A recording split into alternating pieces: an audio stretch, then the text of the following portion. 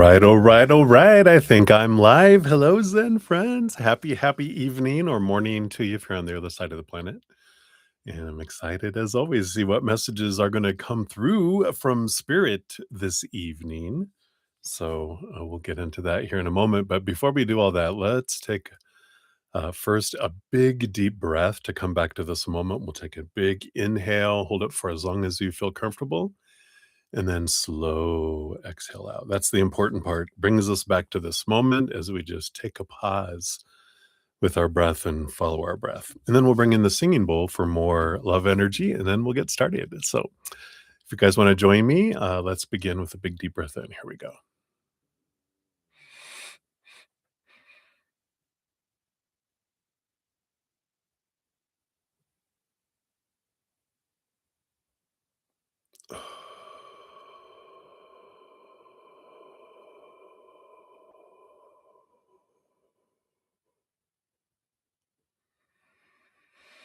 Beautiful, beautiful. And then I will hit the singing bowl 3 times. And as I do that, we can just let that love fill us up, expand from within us into our minds and all of our stories and all of our thinking and thoughts and beliefs, into our hearts, to all of our emotions, into our physical bodies, into all our cells, our blood, our organs, to our physical, not our physical, but our energetic body, which has the chakra system that runs through our body, our meridians that run through our body, then of course our auras as well. Just fill all of that up and then allow that love energy to flow out to the outside world. Let it do what it wants to do out there to help raise the vibration of the planet, because the world can definitely always use more love, right? So we'll do that. And of course, something we can do to help raise our own vibration is to focus on something that we're grateful for, even just one little tiny thing that we're grateful for right here in this moment. And that allows us, our energy to rise immediately and magnetize us to receive more of what we're grateful for, and opens us up for messages from Spirit too. So it's always a win, win, win, win, win when it comes to that. So that is what we'll do. So here we begin. And remember, gratitude. Here we go.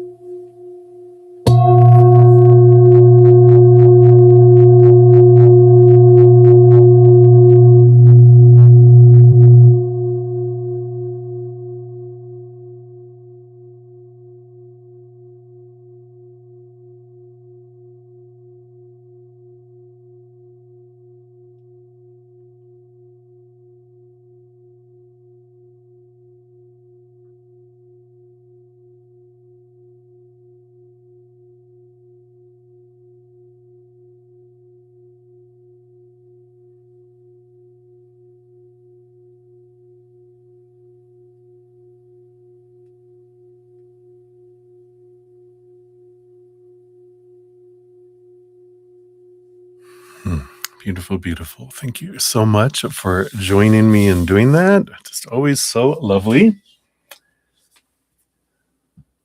So grounding, right? I just love it. So welcome everybody. Hello, hello. Happy to have you here, as I was saying earlier. And Of course, we'll get into readings here in a moment. I just want to do some greetings. So, welcome if you're new to my channel. We got a great group of Zen friends with huge hearts and great senses of humor. Two things that I'm so grateful for and that are so needed for us on our little path as being a human, right?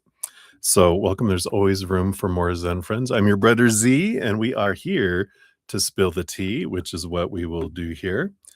If you want to know how the whole process works, it's all listed down in the description area of the video. Donations do get first priority. We dive deeper into those, meaning we pull more cards for those. If you want to make a donation, you can use the super chat at the bottom or in the description area of the video. I do have my Venmo, Cash App, PayPal, Square, and Google Pay. I don't have any set dollar amounts at this time. So if you want to make a donation of any kind, I know you're giving what you can from your heart, and I do honor that. I do get to free readings every session. I do, of course, like I said, focus on donations first. And then at some point, if I haven't got to any free readings, it's been a few hours, I will step away from donations and do at least 30 minutes of free readings. I always finish all donations. And then after that, I do usually come at the end, finish up all the other free readings. And I do post a pinned comment at the end of each session listing all the readings completed with timestamps. I know I say it's fancy because it is. I'm so grateful for YouTube to offer that as a free service. And so we just can put those timestamps in there. You just find your name, click on it, takes you right to your reading. I'll post that usually probably within about 90 seconds after I finish the stream. If I don't run off to do something and forget, which happens every once in a while, but I always post it there. Um, Yeah, I think that's the main skinny of how everything works. Oh yeah, that's right. I didn't bring this up over here. Just wonder where it was at. I still had it on the bottom of my screen here. I do have a podcast as well that comes out around every 2 weeks. Right now, we began a kind of little mini series within my podcast about how to grow your empathic gifts, and along with that can be your spiritual gifts too. So this is the first one of the overview, and then the next four will be the four phases of growing empathic abilities, which also relates, like I said, to spiritual gifts. So if you're interested, you can check that out. The link to the playlist is down in the description area of the video. Of course, if you go to my main page, it's at the top area up there under all the playlists that are linked there. So if you'd like, you can check it out. So I like it. Tonight we are going to be using the Storyteller's Tarot. So I like that. It's a beautiful deck. You'll see the vibrant. I mean, look at these vibrant. Some of them are, of course, the Pentacles is a bright, vibrant red, and there's some yellows. It's a beautiful deck. So I'm excited to use it. I've used it before. I'm sure, but we haven't used it in a while, so we'll do that. If you make a donation or your donations, like multiple, add up to $5 or more, you do get an Oracle of the Rift Walker, and then everyone else gets one of these Whispering Woods little oracle for your fortune cookie for if you make a donation. So just in case you want to know who those are, I try to give a shout out to all these authors and creators of all these amazing decks. So that is what we have. That's where we'll do it. Let's do some shout outs. We'll make sure our little list is all up to date here, and then we'll get into everything. So let's jump down to the bottom here and get started. We do have Olivier Vagara. Hello, hello. Good to see you. Get you on the free list here. Hope you are well. And let's see what we got. Is that Zowie? Hello, hello. Welcome. We'll get you on the free list as well. I love everyone's screen names. Everyone gets so inventive. And then I think I've got everyone else. So, Marissa, thank you so much for your donation. I'll replace your former question with a general for May. So, I do have you on the list there. And we got Lotus of Serenity. Yes, I got you on the free list here. So good to see you. And we have Blueberry in the house. So, Blueberry, hello, hello. We got you on the free list. Good to see you. And Little Pink Pearl, oh my goodness, I'm so sorry. I totally missed yours last night. I went back and found it in the chat, and I was like, "Oh gosh." It was buried in a conversation I was having with someone, and you were right in the middle of it, and I'm like, "Oh, I totally just my eyes scanned over it." So, you'll be up first in the free readings when we get there, and then, with your question, it's almost like you repeated almost the question tonight, but what I'm gonna do is I will have the "Will it give you a chance to continue to the next level?" is the reading from yesterday, and then I'll do your second, which would be the one from today. So I owe you one from last night, that's what will be up first, and then I'll do your other one right after it, that way it's not a whole 'nother timestamp for you where, you have to find it, and we'll dive into more of what will happen to you next in your career and that, so we'll do it as 2 separate. Um, so thank you for understanding. Sometimes bruddaZEN, the eyes. Maybe spirit blinds me. You weren't supposed to see it last night. It was to be today, maybe. Who knows? Who knows? But thank you for understanding. And then we got Ascending Universal Butterfly. Hello. Thank you again for all of your support in the chat. And I got you on the free list here as well. And we got Christina Lowe in the house. Hey, Christina. I see her too. We'll talk about the I only do one free question per session, but you've got a free reading that you won. So maybe that's what you want to use it for, right? To hear from all of your ancestors or people on the other side, because we can do that. But we'll talk about it in case you're not here right now. Let's see here. And we got, of course, Sudeshna Ghosh. Hello, hello. Thank you for your donation. We got you on the donation list. And then I think we just have Mini Heal as well from earlier today. So hello, hello. We got you there. And let me just verify something here. All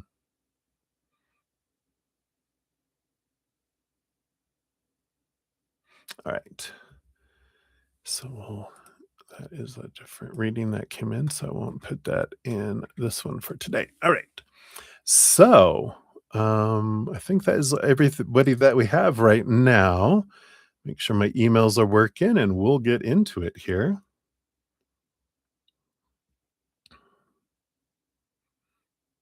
All right. Got some spam coming in here. Get rid of this stuff here. Yeah, don't need that. Okay.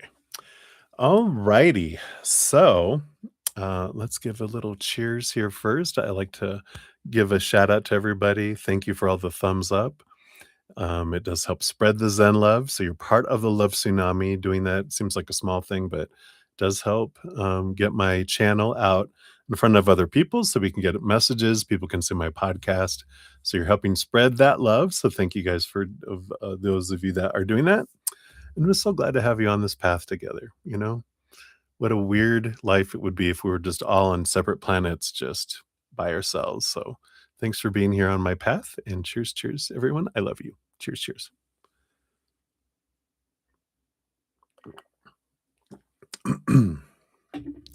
Had some extra caffeinated coffee. You ever have those days where you're just like, got to keep your eyes open? That's today. I just feel like I could go to sleep right now. Of course, I did have a big Chinese meal that my host, she ordered Chinese, and I overate. When you overeat, you're kind of just like, oh God, I'm so full.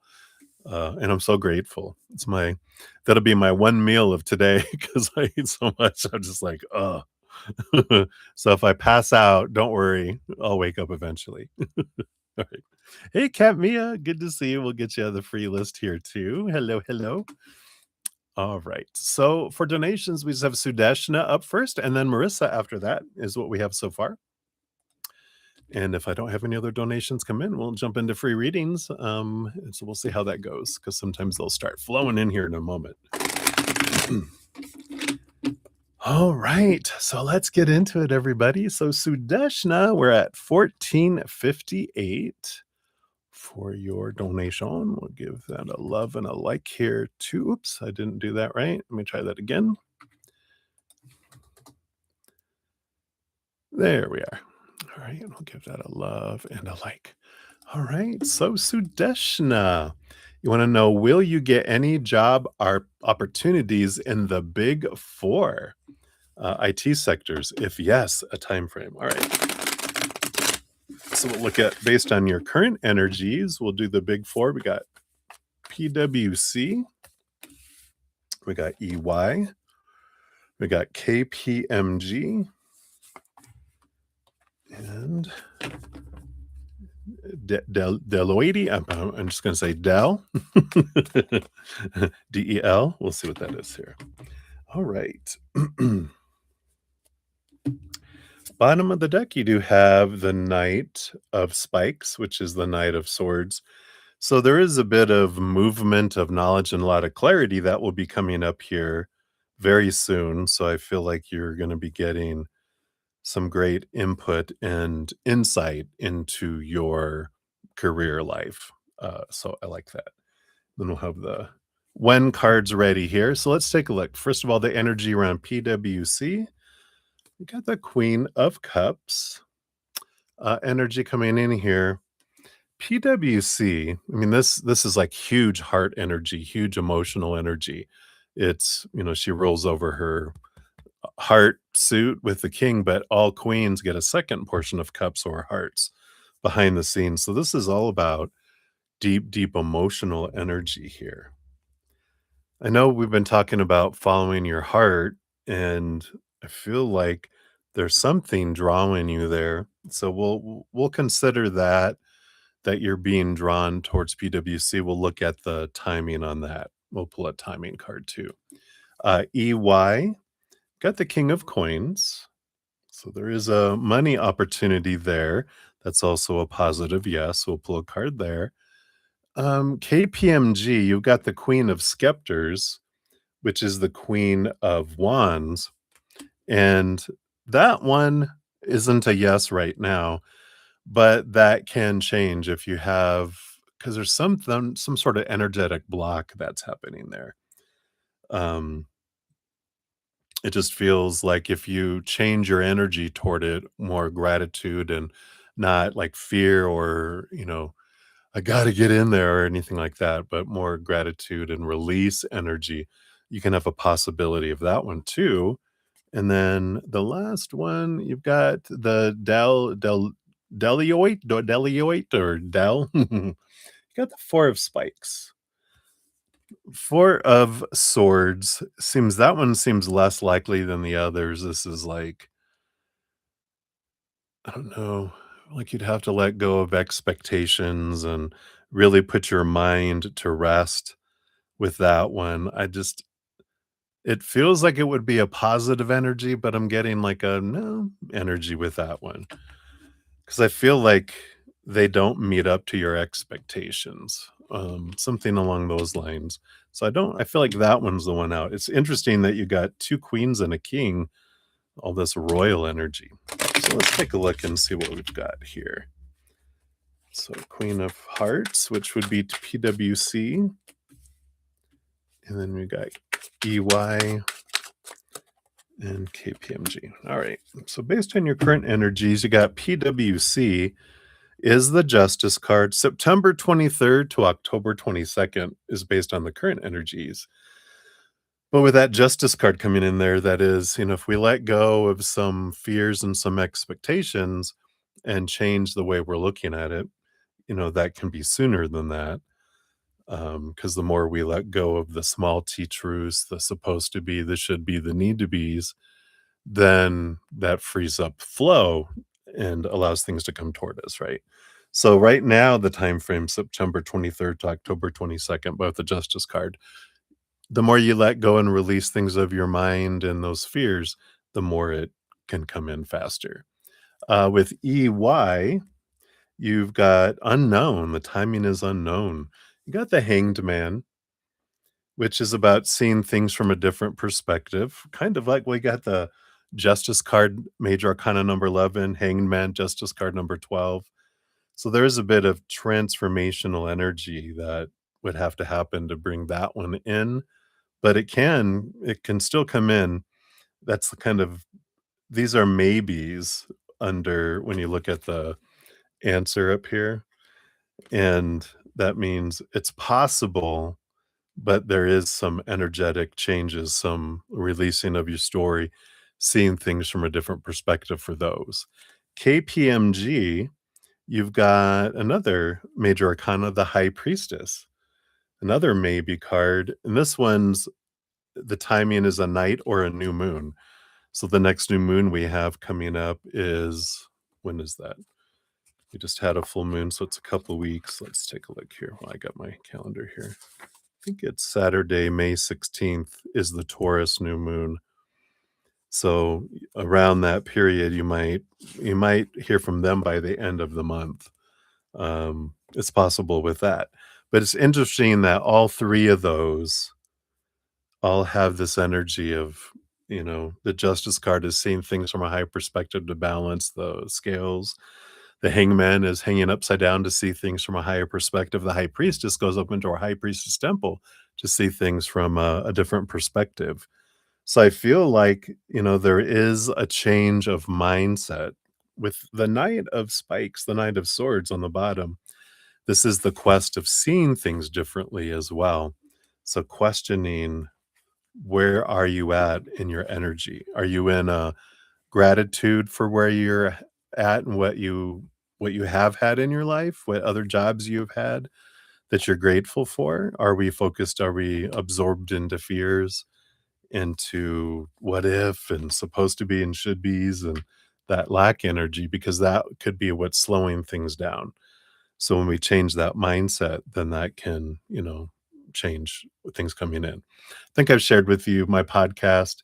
We've got abundance where it be. It talks about the two things that keep things from coming toward us. So if you haven't checked that out, be sure to check that out. I think I've posted it. If not, check my the link to my Easier Path podcast, and it's number 14 episode or adventure, as I call them. Right. So that is what they have. Let's see what your fortune cookie brings in here, too. Oh, they want you to have this one. Yeah, I like it. We got Flow, which says, "Go with the flow as water trickles down a stream. Do not hurry." I know, but I need to get out of here. I need this. I need to. That's our story again, right? That, oh no, I should have something in place. I need to get out of here. Blah blah blah. Whatever these lower vibrational energies are, instead of, you know what, Creator, I know life is unfolding perfectly for me. What am I learning? Why did I want this to happen? Why do I want to face these things at work? Because I want to grow through these. And I know, I'd like to go somewhere else, something more in alignment with my higher energy. So I surrender it to you, and I'm going to do the things and guide me. But it's a different type of flow energy instead of trying to control energy, right? So I feel that's what they have for you, Sudeshna. So many blessings to you. All right. And then let me grab Marissa. Let me grab your official name here, your screen name. All right. I think I got it right now. So, Marissa, thank you so much for your donation via, this was the PayPal. So, thank you for that. Hey, Marissa. Good to see you. I'm glad the other one was a false alarm. I was like, oh, crap. I know we love work dramas, right? So, I'm so glad it was a false alarm. So let's take a look here and we'll see what we got coming in here. A general for May. What is happening for you? All right. So what does Spirit want you to know here? I got this one and this one. Oh, that one underneath. All right. Got those two. Okay, so those up there and these two are down here. I gotcha. And you do want this one and this one here. All right. So we got coming in here. Bottom of the deck, you do have the Two of Spikes, which is the Two of Swords, which kind of represents a little crossroad.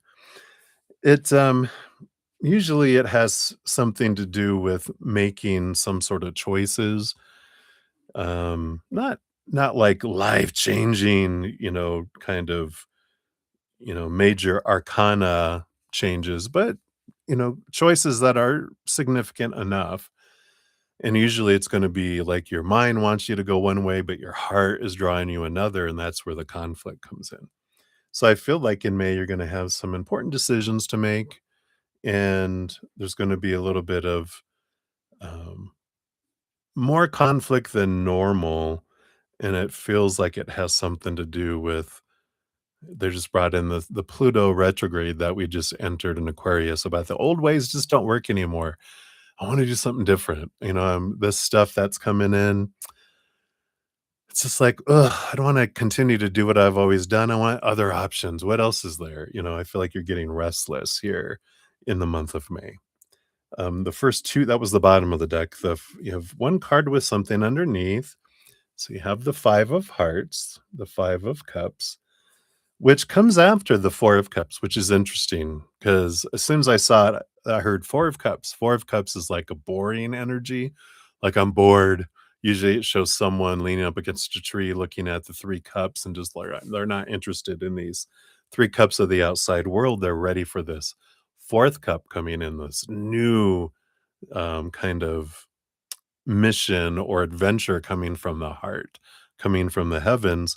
And the 5 of Hearts is like the conflict that comes in where the heart goes, I've had enough, mind. It's time for me to be in the driver's seat instead of you. So I like that the heart is kind of rebelling during the month of May. Underneath that, yeah, the Knight of Hearts.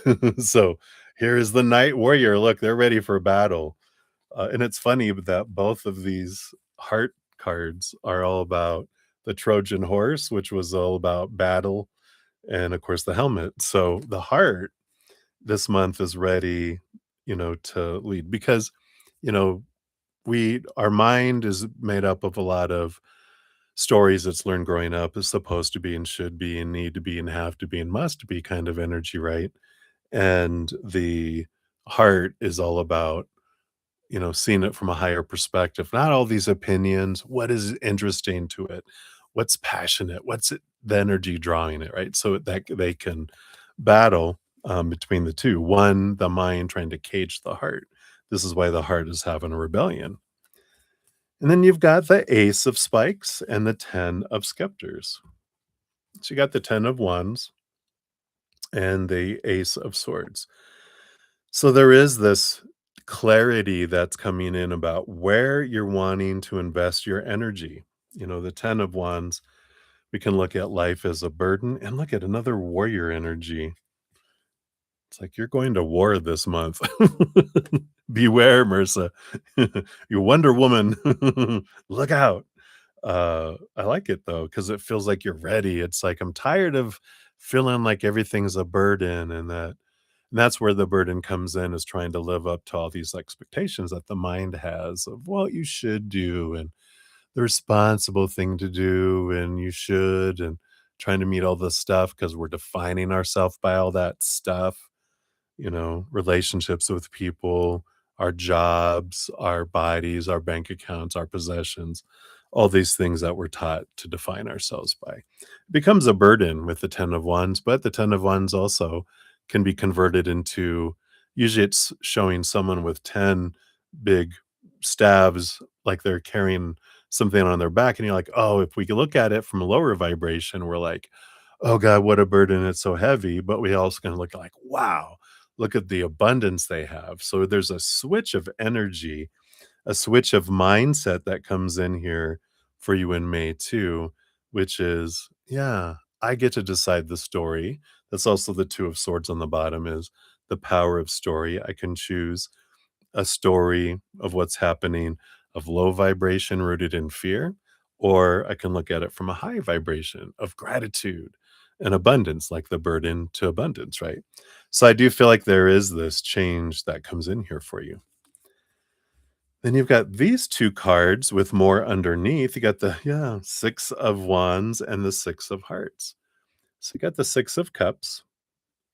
And when you get 2 sixes like this, it is a very flow energy, which means you're on the right path. You're headed in that direction. You've got this might be work related because you do have Capricorn, which rules over the house of work. And that's a victory energy, but also a movement energy. And the Six of Hearts, the Six of Cups, kind of like this childhood dream in a way as well. There could have been something you did a long time ago that you really, really enjoyed. And I feel like there might be a return to doing something that you really loved to do. And, um, and I feel like an opportunity can come back around if you're looking for it. Underneath those two, you do have the Queen of Coins and the Mage, which is the magician. So, Queen of Coins, Queen of Pentacles, Mother Nature, Mother Nurture, new birth, looking at things for yourself and what are you wanting to do, not what everyone thinks you're supposed to do, but what do you want to do? And the magician is that as well, in a way, because the magician, in order for them to use their magic wand to send their energy somewhere to create magic, right? They have to know what they want to do. It's like casting a spell, but I don't know what spell I'm going to cast, right, for magic. And it's if we don't know, then we don't know what to say. We're just like, oh, well, I don't know. Am I just going to make it up as I go along? No, this is about intentionally discovering what it is your heart wants and then putting energy behind it. And the path will open up. But I feel like you're on the right path and you're heading down the path that is highest for you. And it's just a matter of there's an exit ramp that comes up that continues to take you on your path. And there's all these, you know, exits that go to it. Have you ever gone through like a big city where there's like 10 exits that take you to downtown? If you miss the first one, there will be a second one, there will be a third one, there will be a fourth one, there will be a fifth one. And we don't change until we're ready. You know, usually an ugly feeling inside of us like, I'm not living my dream. I'm just trying to meet up to expectations. And as long as we have fears of not living up to expectations that outweigh this ugly feeling, we don't make movement. But when that ugly feeling seeps up and overpowers our fear of, not doing what everyone thinks we should be doing, then we're like, I'm sick of it. I'm ready for a change. And I feel like that's where you've been heading to, and you're kind of in that here. It's interesting that your previous reading was about job, right? False alarm, but I feel like there is something here in your life that you're just like, I'm ready. I'm ready for something different, right? And this is leading you got the Four of Scepters, yeah, the Four of Wands, which is a joy and celebration energy. Again, Cancer, following the heart energy. And yeah, and the Nine of Hearts, an emotional dream come true. So follow your joy. I feel like this is what's bubbling up. Your heart is just, you know, um, it's like the heart pressure, not physical heart, but emotional heart pressure, is just getting more and more and more where you're ready. And that can be the uncomfortability. So even though an alarm went off today and it felt like a false alarm, I feel like you're getting that way emotionally that you're just like, it's almost like your patience is wearing out where you're at, right? And that's a sign for us that maybe it's time for me to look somewhere else. Something not what my mind wants, but where's my heart leading me? Because our heart will lead us, in a wonderful, wonderful place. So I like that for you. So hopefully that helps. Give a little guidance here for May. Let's see what your fortune cookie brings in too. All right.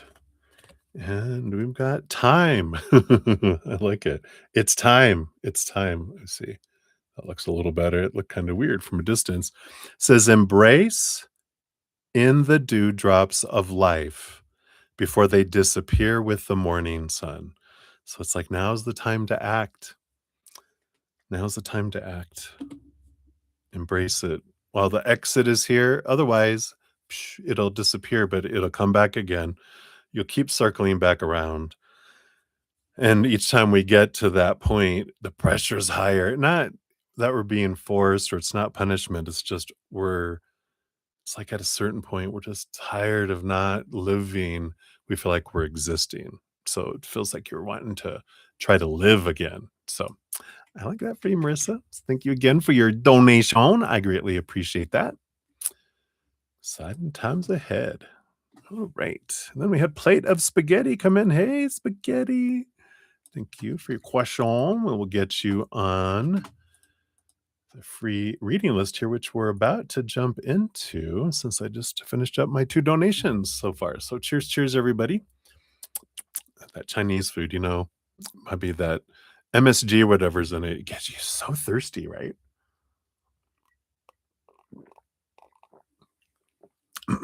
Probably a ton of sodium too. Bad, bad. All right. So, let's see. I've got 1, 2, 3, 4, 5, 6, 7, 8, 9, 10. Like I got 11 free readings. So, Little Pink Pearl, thank you again so much. Let me grab your timestamp here.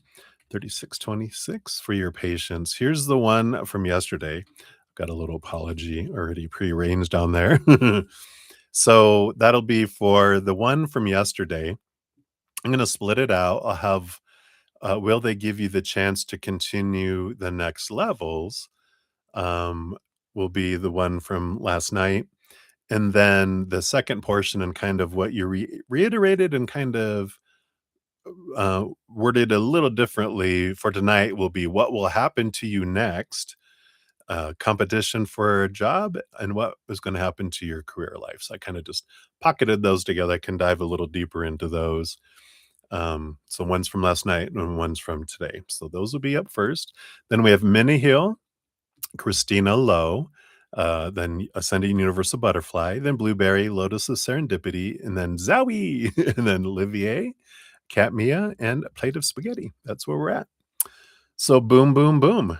Let's dive in here. So will they give you the chance to continue to the next levels? Let's take a look here and see what we've got coming in here. Okay, I want this one here. So you got the 3 of Hearts and you've got the Queen of Spikes. So you got Queen of Swords, which is a great energy of balance between head and heart, and the 3 of Hearts, 3 of Cups, which is a joy and celebration energy. I feel like this is a yes. They'll give you a chance to continue to the next levels because the 3 of Cups is all about joy, joy, joy, and celebration, collaboration. Like you're part of a family, part of a tribe. So I do feel like it's like a gift, literally like it's Christmas. And the Queen of Spikes, Queen of Swords, because it is such a compatible kind of energy that comes in, it just screams this energy of what a good fit you are for going to these next levels.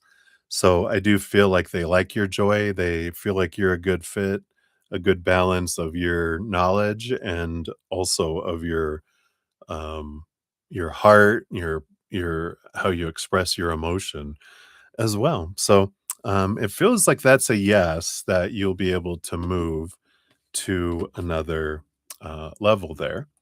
So I like that. And it just, I feel like it's important for you to be you when you go in there. Be true to your authentic self. Just, you're that balance between your head and your heart. Let your joy flow. Don't feel like let me pretend to be who I think they want me to be. No, they're sick of that. They just want people who are sincere and authentic. So just go in there and be you, be true to you. And I feel like you won't have any problems with that at all. So I like that for you, little pink pearl. So many blessings for that. And then the one for tonight, you're at 3939. I like it. Repeating numbers here.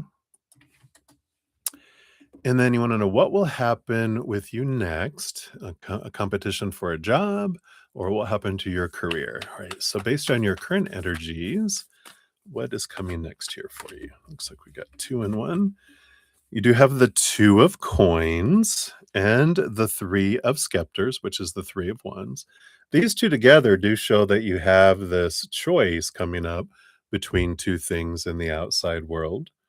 And then the three of scepters, the three of wands is about you choosing to go a different direction than you had originally thought you would go.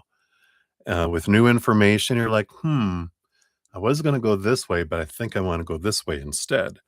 And you got the six of scepters. Again, this is a beautiful six of wands. It's a victory energy. It's Capricorn that rolls over the house of work. So I do feel like there is this path that's coming up.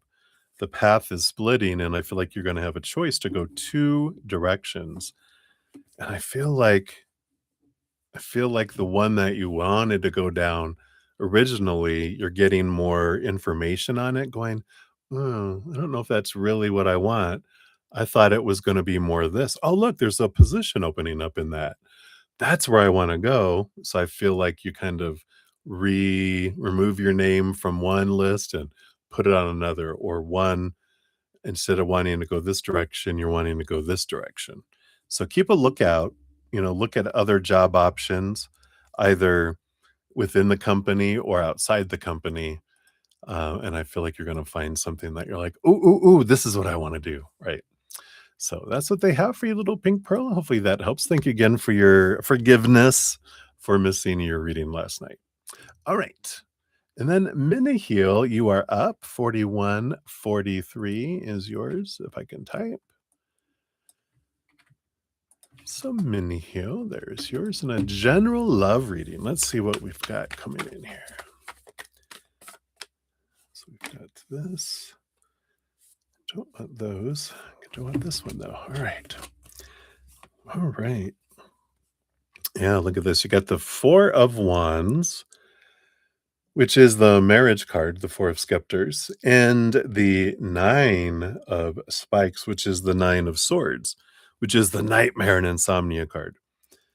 It basically says here, regarding love, that it's like this release, right? The Nine of Swords is a lot of stuff on our mind, a lot of expectations, a lot of supposed to be's. This is kind of focusing on marriage with this Four of Wands. Like, what I feel, who is someone supposed to be in order for me to marry him? What are they supposed to bring to a relationship?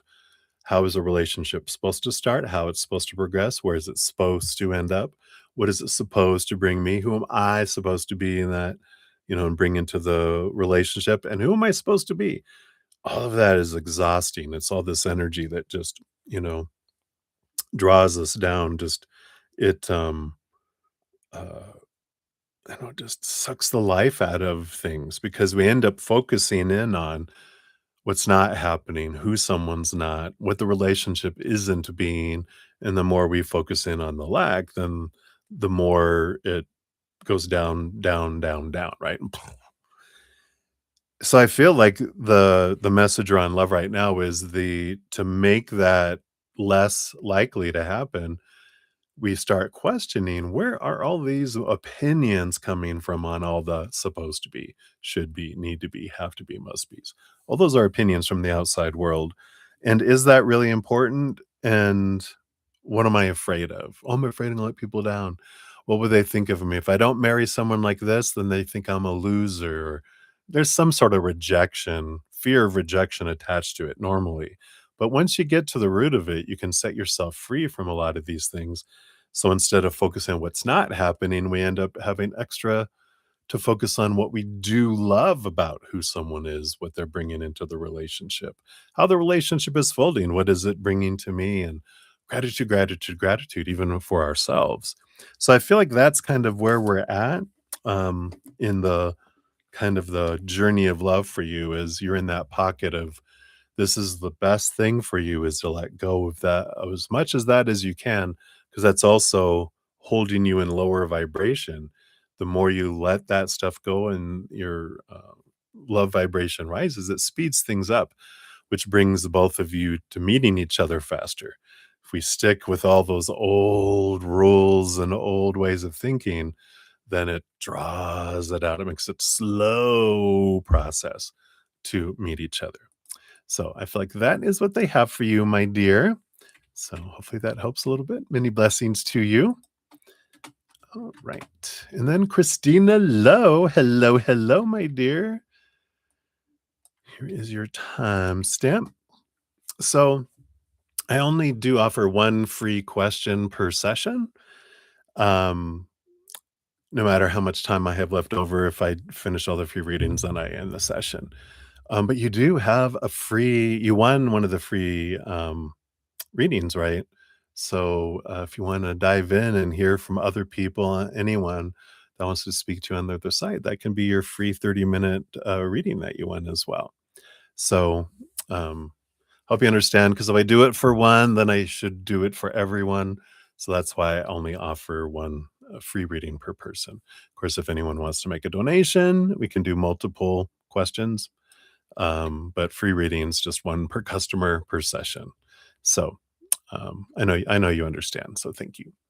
All right. So today is a gorgeous day up there in Montana, huh?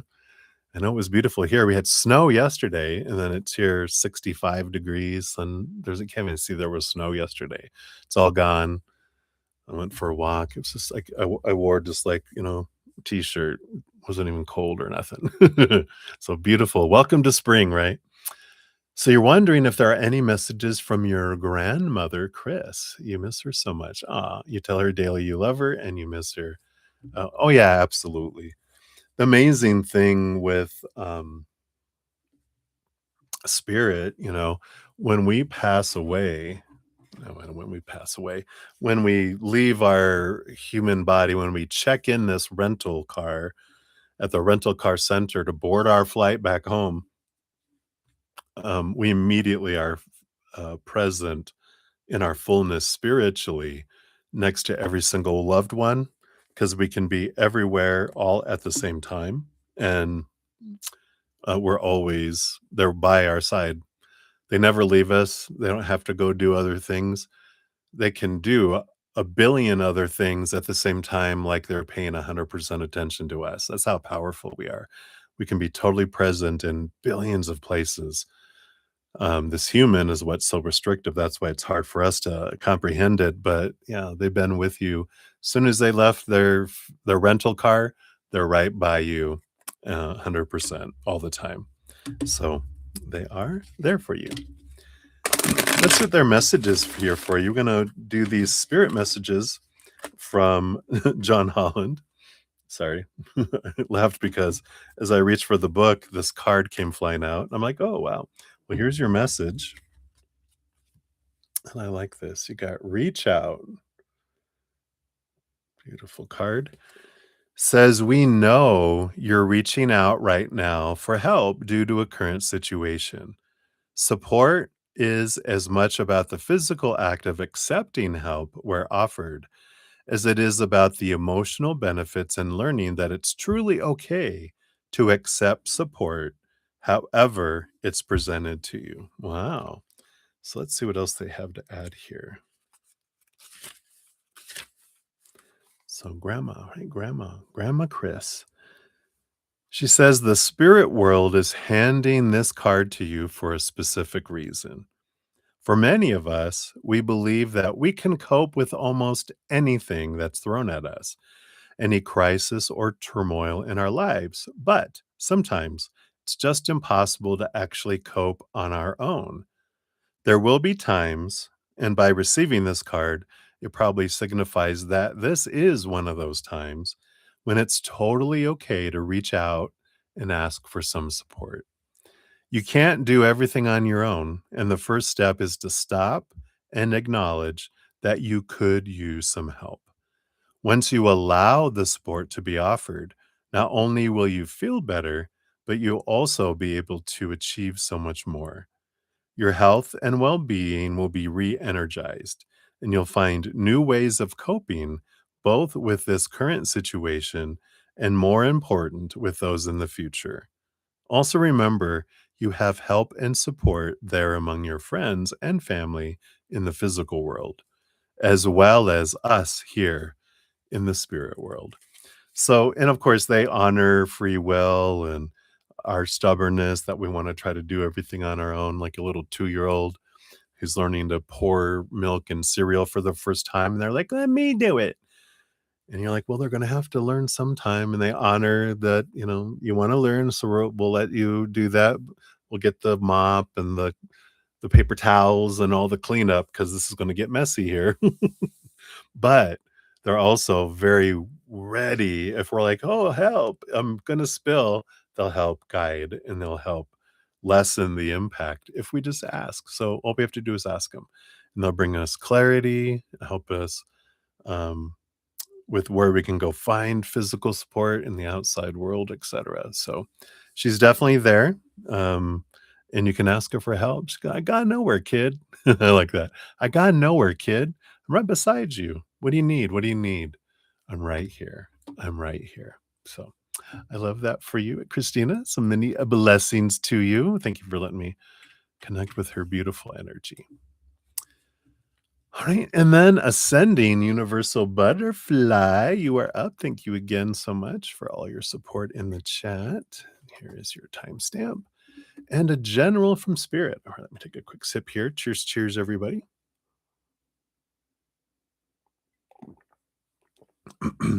All right. So a general read.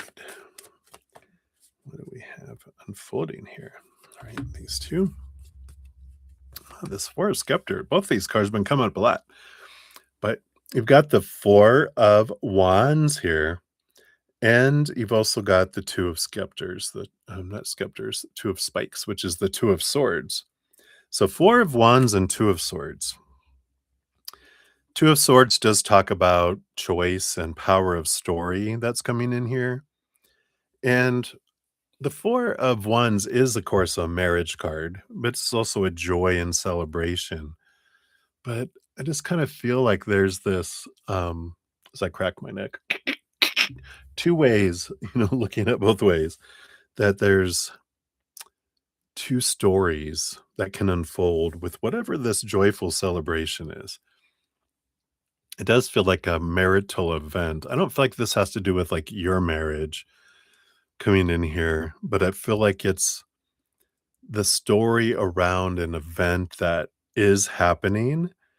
And I'm not sure if you have like, you're having second thoughts about attending some sort of event, or you might coming up here if you haven't got the invitation yet, but it's like, oh, I don't know.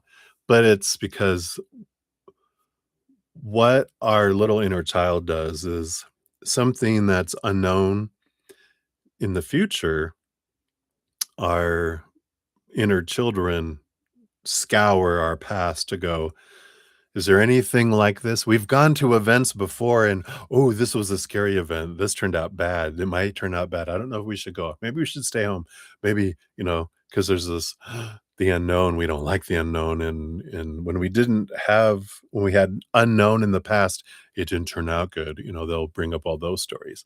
But there's a ton of other stories where everything turned out fine. In fact, an exponentially amount of situations that did turn out fine that they won't bring up because they're trying to prove their point. And so I like this, this clarity that's coming in here for you that, one, your mind, they're going to come up with the fears, but this joy, it is a joyful celebration. It's like, you know what? I can go. I can have a different story about this, and I get to determine what it means when I'm there. You know, it's I used to say, "Happy New Year," and if not, it's your own damn fault. Because if I don't have a happy time, it's no one else. There's no fault anyway. But if I don't have a fun time, it's because I chose not to. Because I can choose to have a fun time no matter what is happening in the outside world, right? Because the outside world is meaningless till it gets in here, our little storyteller. Then once we determine what story we want, then we get the emotional soundtrack that goes with it, the energy that goes with it. And then we do our physical actions, respond from that energy. So I like this kind of empowerment for whatever this event is coming up is going, you know what? If I want to go, I'm going to go. And I don't have to, you know, have any trepidation over going or not. I'm going to go and I'm going to have a great time. And there's nothing no one can do about it either. So hopefully that helps. That's what I have for you in this one today, butterfly. So thank you again. Many blessings. Right, we got Blueberry. Hey, Blueberry, good to see you. Love your little waving hand you always do. Hey. So may you know about your future spouse, whatever comes through. Yeah, let's take a look here. Cheers, cheers. Let me take a quick sip here again. So, future spouse. What can we know about the future spouse? What is it coming in? Tell me about the Muffin Man. The Muffin Man? Yeah, the Muffin Man. The one that lives on Drury Lane, right? So I like that. Wow, I mean, I put this card, here we are again. Well, I mean, we have marriage, we've got the 4 of Wands, the 4 of Scepters, and the 6 of Coins, the 6 of Pentacles. I feel here that, one of the important things about a spouse is the actual wedding ceremony itself, right? I like this that, they're like kind of coming in here. There's no expense that I don't feel is unreasonable to celebrate this amazing day. Excuse me. So I feel like you're like, what? You mean we can have this? We can have you ride in on a white horse and we have carriage led by horses that we're taking off with and this and that. And they're like, yep, let's do it. I love it. So I feel like maybe they're, you know, f- financially secure because this is saying they are financially secure. They can give to others as well.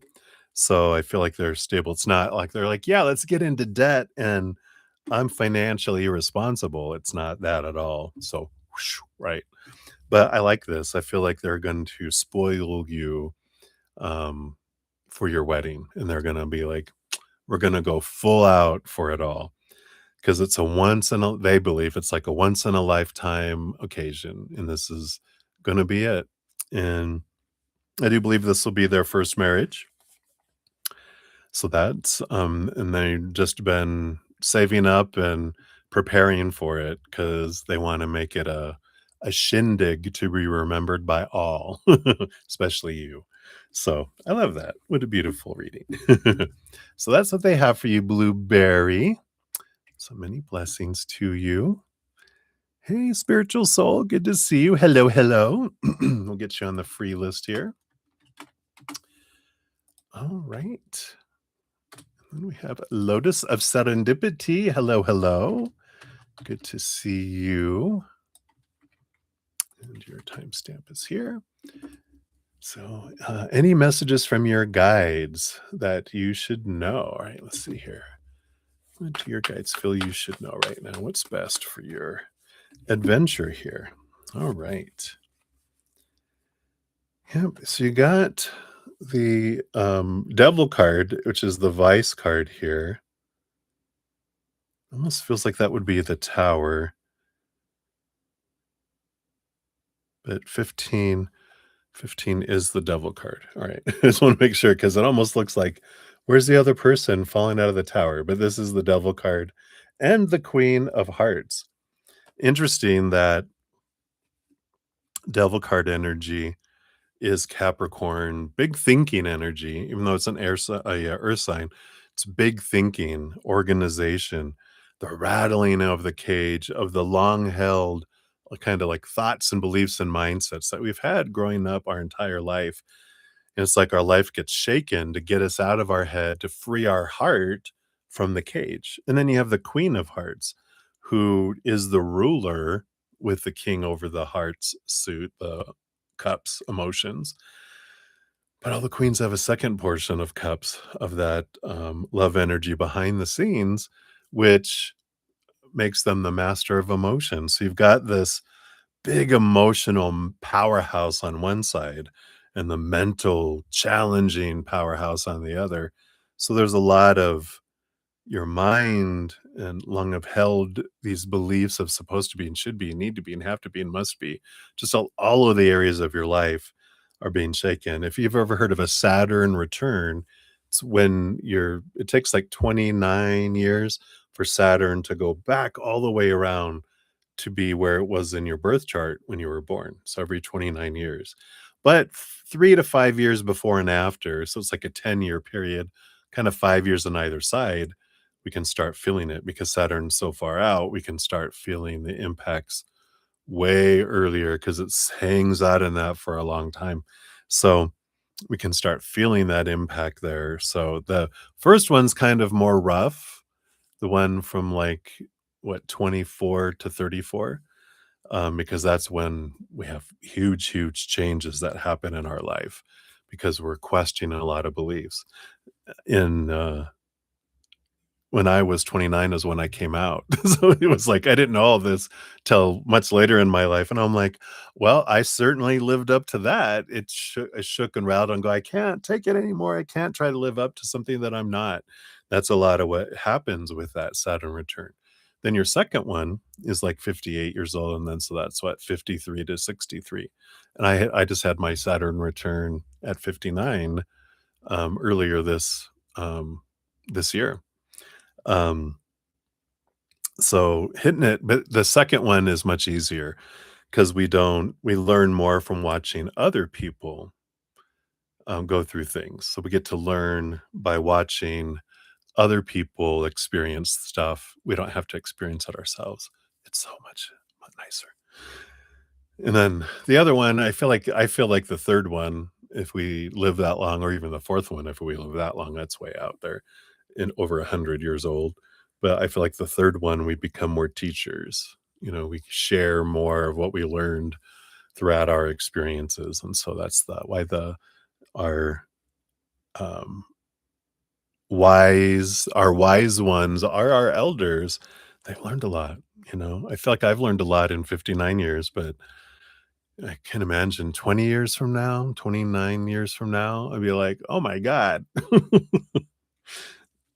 But, I like this for you because I feel like you are going through a big release of mindsets and have had huge releases that's opening up your heart with this Queen of Hearts. She's very empathic, really in tune with the upper world, um, empathic abilities are expanding, and I feel the more you let go of these long-held thoughts, these are the things that were caging your heart. The more your heart is able to express itself, the more spiritual gifts get activated, including your empathic abilities. So, I love that for you. So it's all has purpose and structure. You're not on an out of control drama train. There is reason for all the chaos that makes itself known. So I feel like that's what they want you to know right now. Lotus, so many blessings to you. Right. And then we've got Zowie. You are up. So Zowie, here is your timestamp. And you want to know, does Henrik still have feelings for you? All right. Let's take a look here. Does he still have the feelings? All right. These two. I feel here he's more of a not a feeler as so much a passionate expresser, right? I feel like they don't really have a connection to their self-love a whole lot, so they can't give you something they don't have for themselves. So it reroutes and is expressed not through emotion, but motion. One's energy, right? Passion, action, doing things. But where's the emotion? Where's all the emotion I want to feel through it all? Well, they did it passionately, which can sometimes seem like it's emotion, but it's just passion. It's fire. It burns away fast. It's not this emotional water that you can swim around in and soak in, right? The 7 of spikes, the 7 of swords does talk about deceit, lying, um, cheating, not being true to themselves.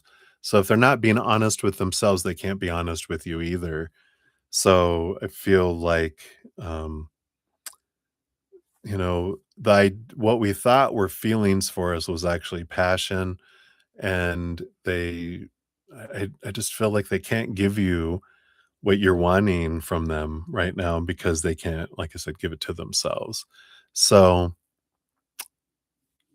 I would kind of sit back and let that ruminate and see how that is true and see what comes up for you with all that. Because when you realize, oh, you know, they were saying all the things I wanted to say, but it wasn't from the heart. It was from their passion, like Pepe Le Pew. Remember, remember that skunk that "Mwah, mwah, mwah," he'd always chase after the cat, and the cat's like, "Oh my god, leave me away," kissing up the arm, and it's just like, oh god. That's what they showed in my head. So hopefully that helps Zowie. But that's what they have for you right now. So many blessings to you. Hey, Ateshi, good to see you. Whoops, try that again. There we go. I'll get you on the free list here. All right. And then Livier Vagarda, you are up 10608. Oops. There we go. There we are. So a general for this coming week. Let's see what we got coming in here. All right. Evidently that one and this one. So this one, oh. All right. Okay. So don't worry. Don't worry about the death card coming in here. That's just a significant ending and a new beginning. We like it with the page of hearts because that's a message of love or a message from the heart, something that moves the heart. So that could be if something like a dream come true for work or a love interest. There can be this beautiful restart, this rebirth of something that comes forward here. You don't have to worry, if it's like, oh God, please don't let it mean this person's coming back. You wouldn't be getting the page of hearts for that.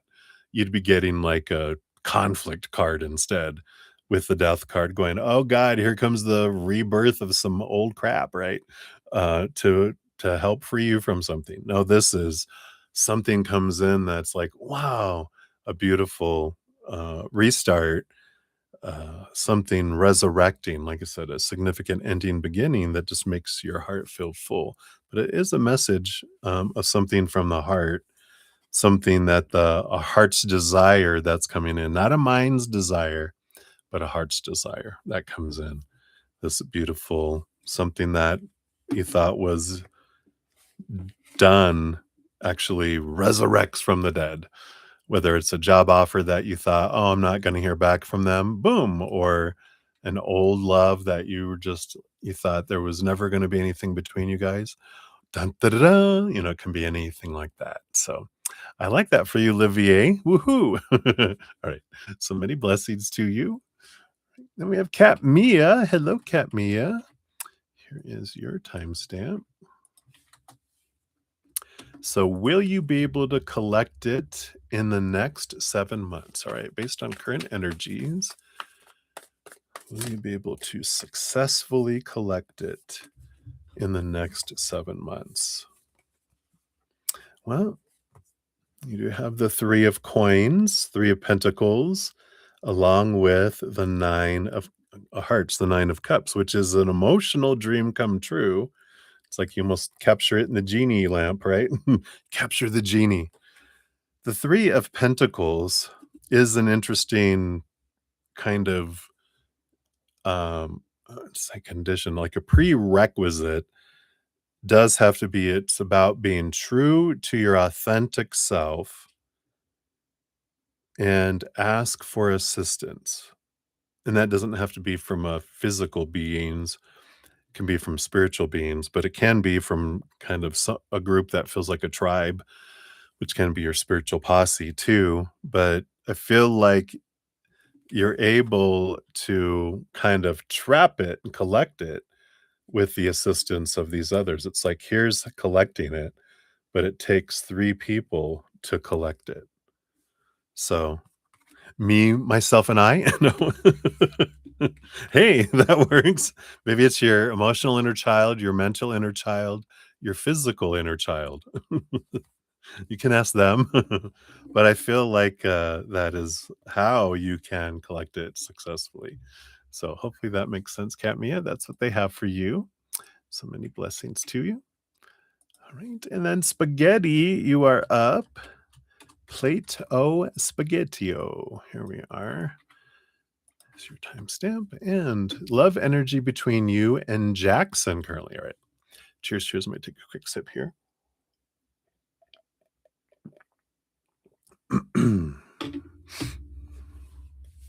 All right.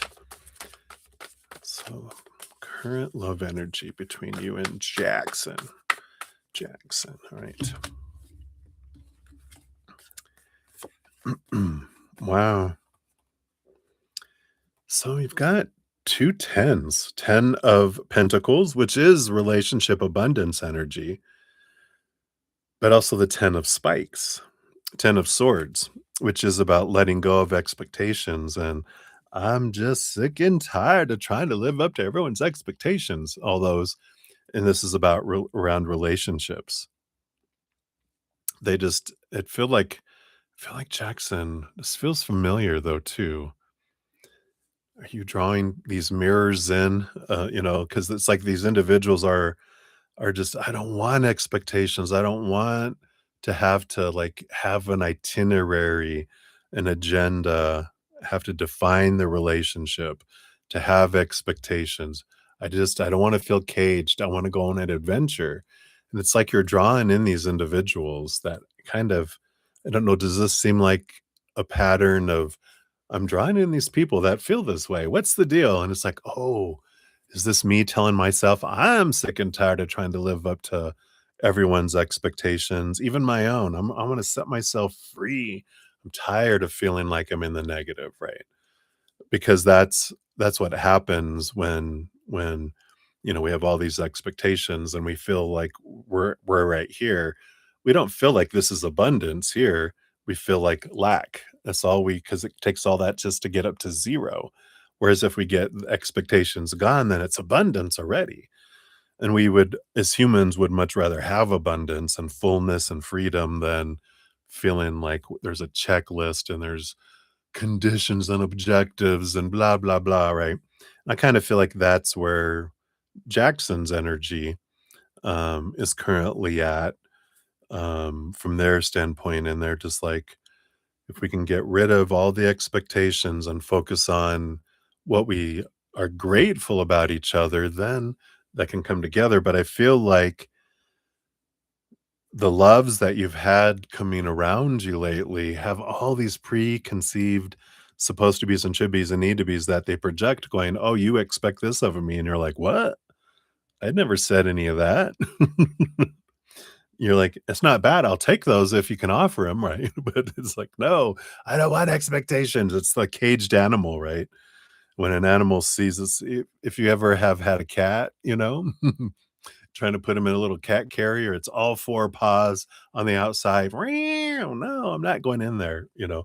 I don't know if you guys saw my little unhinged and feral, the raccoon riding the cat. So that's kind of the, kind of energy when it comes to expectations, and trying to live up to those. Is that where I kind of feel Jackson is at? So hopefully that helps a little bit to understand that. And our what we can do, the only thing we can do is focus on what we're grateful for. Our energy alone of focusing on what we're grateful for in someone allows it to feel not constrictive. We're not doing anything with our energy to contribute to that feeling of feeling trapped, right?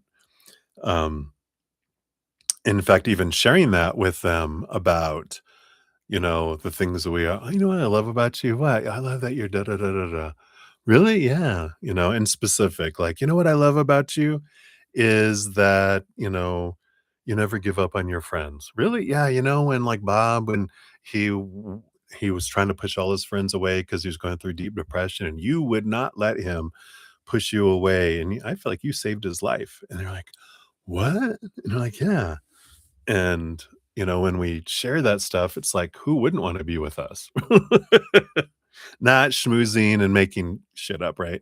But true, sincere appreciation.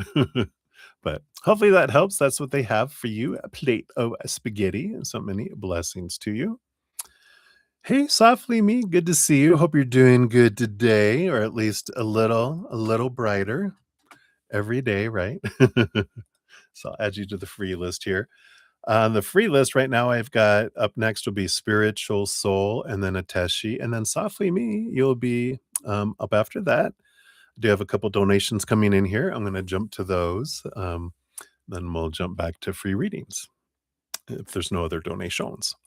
So, Alice, hello, hello. Good to see you. Let's get you on the donation list here.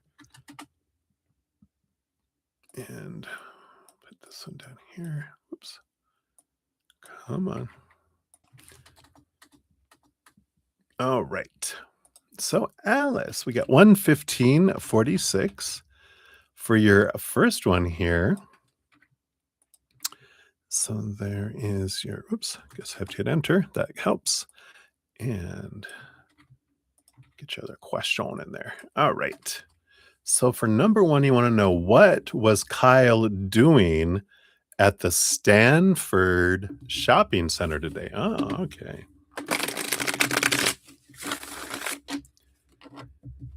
Let's take a look here into the crystal ball. Ooh, let's see what we got here. What was Mr. Kyle doing out there? Got that and that and that. I feel like I want this one and this one too. All right. King of Coins on the bottom of the deck here. I like that he also had the Knight of Coins. Well, he was shopping for sure, spending the money. You got the Knight of Coins, the movement of money, the King of Coins, flaunting, not flaunting their money, but celebrating. So I do feel like they were shopping. Let's see what the shopping is about. What's that? Oh, that shh, shh, shh, shh, shh. I don't know why that's happening. I usually don't whistle. What's happening? Where's this whistle coming from? All right. So let's see here. We got three cards. Let's first. Yeah, we got the Wheel of Fortune. So they must have had some good money come in. Maybe they got back their tax return or something. Because I feel like they had some money come in here, and so they were spending some money.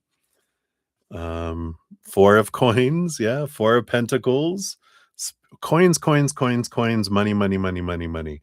They were definitely spending money. Oh my gosh. And the Two of Coins too. Two of Pentacles. So far, 4 coins cards and the Wheel of Fortune. So I definitely feel like they were spending some dough. And I do feel like they had some sort of extra income come in, either a bonus or a raise or, um, like I said, maybe a tax return or something. And they're like, all right, I'm shopping. Let's see what else we got. Some other cards here. Who were they shopping for? Was it themselves or other people? Wow. Yeah, definitely. The 9 of Coins, the Hermit, me, my, and the 8 of Spikes, the 8 of Swords. With those two coming out together, I mean, I can't believe we got another. We're gonna get the entire Pentacles deck, the coins. But this feels like they're like, I don't care about expectations of I should be buying other people things and doing stuff with this. I am spending it on me. The 9 of Pentacles, the Hermit, the self-sufficiency, the me energy. So I definitely feel like they were spending it on themselves. And let's see what these other two cards are here. Yep. And I do feel here with this King of Swords, the King of Spikes, along with the 9 of Spikes, which is the nightmare and insomnia energy, that I feel like, when they are feeling pressured or feeling like they're disappointing people or people aren't living up to like them and their expectations, that they do retail therapy. And I feel like that's what they were doing. They were spending all this money on themselves, trying to make themselves feel better by having new stuff. So it feels like that is a lot what they were doing here was shopping, shopping, shopping, shopping, shopping, shopping. And all for them. Or at least 99.999% was them spending money on themselves. So interesting, right? We'll see what the other fortune cookie says here too.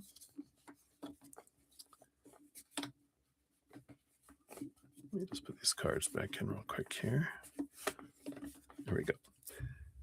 So from the Whispering Woods, what are they going to whisper to us? What else can we know about this shopping center trip?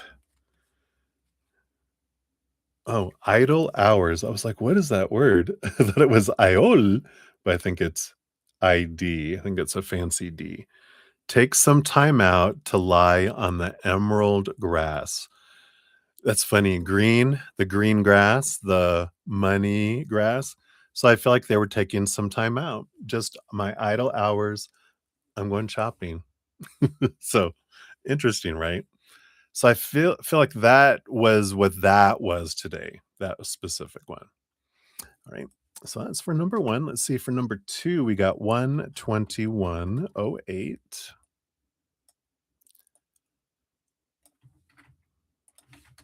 And there we go. So thank you for your additional donation. Let me take another sip here. Cheers, cheers. Hey, sparsh, healing sparsh.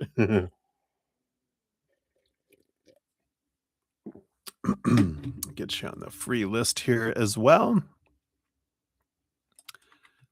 Just don't want to bypass that. All right.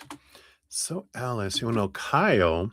Oh, yeah, versus Lucas's situation with other girls, intentions, feelings, thoughts towards you. All right. Yeah. So, we kind of touched on it a little briefly on a free reading the other night, right? So, here is us diving deeper into that. I get you. I get you. So, Kyle, first, Kyle's situation with other girls, intentions, feelings, and thoughts towards you. Intentions, feelings, and thoughts towards you. All right. And then Lucas's situation with other, wow, 3 cards too. And then intentions. Nothing there. Oh, this one, feelings. Thank you. And thoughts towards you. All right. Here's thoughts. All right. So definitely understand here. You on the bottom of the deck here, you do have the 7 of hearts, 7 of cups. So there's a lot of emotions that you're feeling between the two of these, right? So we can, take a look here through these. So so Kyle's situation with other girls first. Yeah, so we got the Empress. It's like this Mother Nature, Mother Nurture. Let's see what else we've got here. We got the Page of Scepters, the Page of Wands, which is new passion, energy, and the Page of Spikes, which is new communication too. And I do feel here, they've got this, that Empress energy reminds me of the mirage that we always have, right? Because the Empress is like rule over all queens. And so they're like, I'm looking for the Empress. And you're like, well, you're more of a page, I mean, he's more of a page. He's not a king or an emperor. It's like, why you think you could be with an empress? You're a page. And I feel like that's, the whole kind of cycle that they're in is they think that, this empress exists and that they're going to want me. And you're like, no, you have to be an emperor to be with an empress. Even a king has trouble getting with an empress. And you're like, it's, emperor, king, queen, knight, page. You're a page. He's a page. So I feel like he's still in that, trying to find this person. He's got with this Page of Scepters, Page of Wands, he's got new passions, new interests, and new communications with the Page of Spikes. with all that. So that cycle, I feel like it continues here. Um, their intentions towards you, yeah, we got the 3 of coins, 3 of pentacles, which is, it's about me being true to my authentic self, um, creativity. It's kind of like this friends energy, that's around that. Because it's about creativity, being true to your authentic self kind of energy. And so I just feel like, when we get like the 3 of cups or a 3 energy, that also brings in, you know, third party kind of situations, right? So it feels kind of that energy. Let's see what else we have here. What are their feelings towards you? Yeah, so you've got the vehicle, which is the chariot, which is movement energy, trying to decide because it's the power of choice.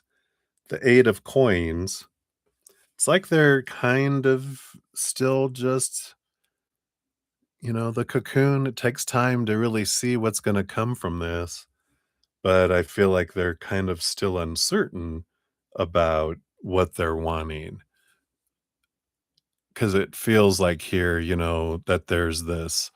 know, there's this energy of it's a lot of work to put in for all this. Let's see how it goes. Doesn't feel like they're like, yes, I definitely want this, this, this. They're kind of like, well, we'll see. So I feel like they're kind of just playing it by ear, not with a lot of hope. It doesn't feel like because that's their MO, right? They continue to look for this empress and compare everyone to this idea of an empress, and it doesn't work out. It doesn't work out. It doesn't work out. It hasn't ever worked out. Otherwise, they'd be with someone, this mysterious empress, ghost empress, right? So, and then their thoughts towards you, yeah, their thoughts are the 10 of hearts, the 10 of cups, which is a relationship energy. So their mind is still analyzing, going, this it could be or could not be. Because I do feel we talked about before, right? You're the closest we've come to it, but let me continue just to make sure there's no one else out there that's closer because they're really fixated on this Empress energy, right? So interesting. And then Lucas. So what's Lucas's situation with other girls? So we've got the High Priestess energy. We've got the Ace of Coins and the 10 of Coins. Yeah. So the 10 of Pentacles is another relationship energy.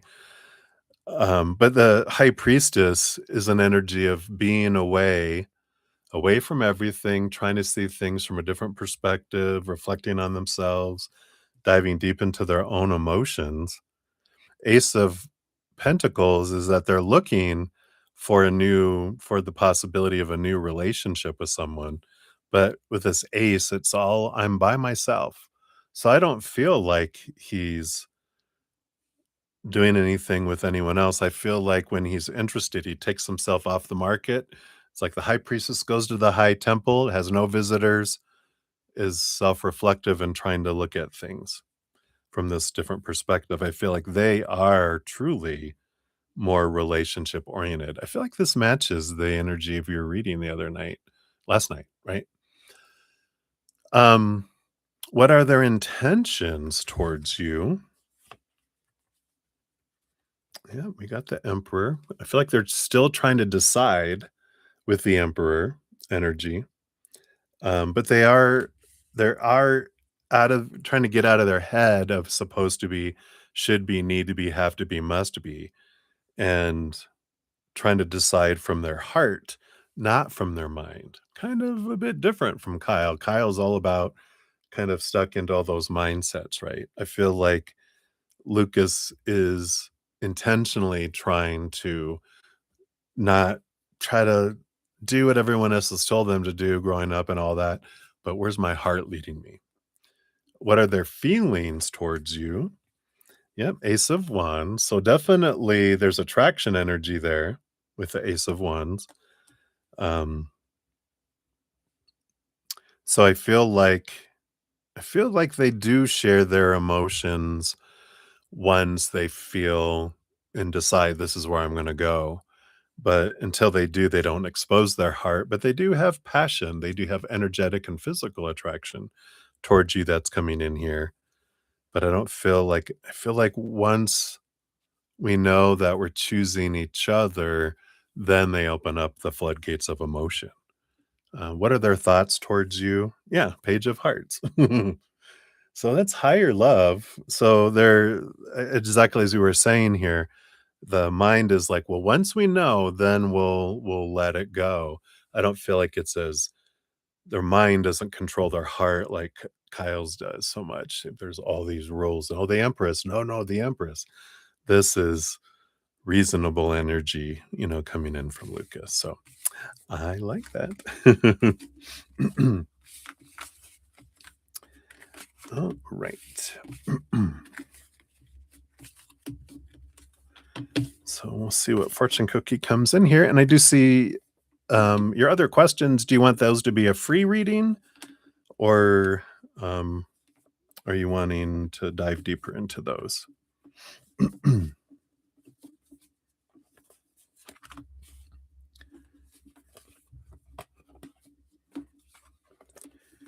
let's get your fortune cookies. So look at these other cards back in. There's a lot of cards. Boom, boom, boom, boom. All right. There we go. So, oop, this one here. No, this one here. All right.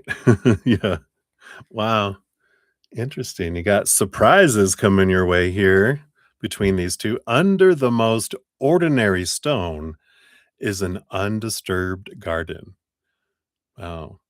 That sounds like Lucas, right? He's undisturbed. All right. We want someone undisturbed, right? All right. So that is what we have for your donations there. Allison, let me know here if you want me to dive into the King of Prussia Mall and the KOP Mall. I can throw those on to the um, free reading, since that can just confirm what we were doing with those. Or if you want me to dive deeper into those, if you want to make a donation for those, we can dive into those places as well. So I'll put it on the free one for now. All right. I think that was it for my donations. So we will continue on here. We got Spiritual Soul. You are up 133.06. So, Spiritual Soul. Here is your timestamp. So, may I know, please, whether Ibni is keeping an eye on your Instagram account these days? Oh, all right. So, let's take a look here. What can we know about Ibni and Instagram here?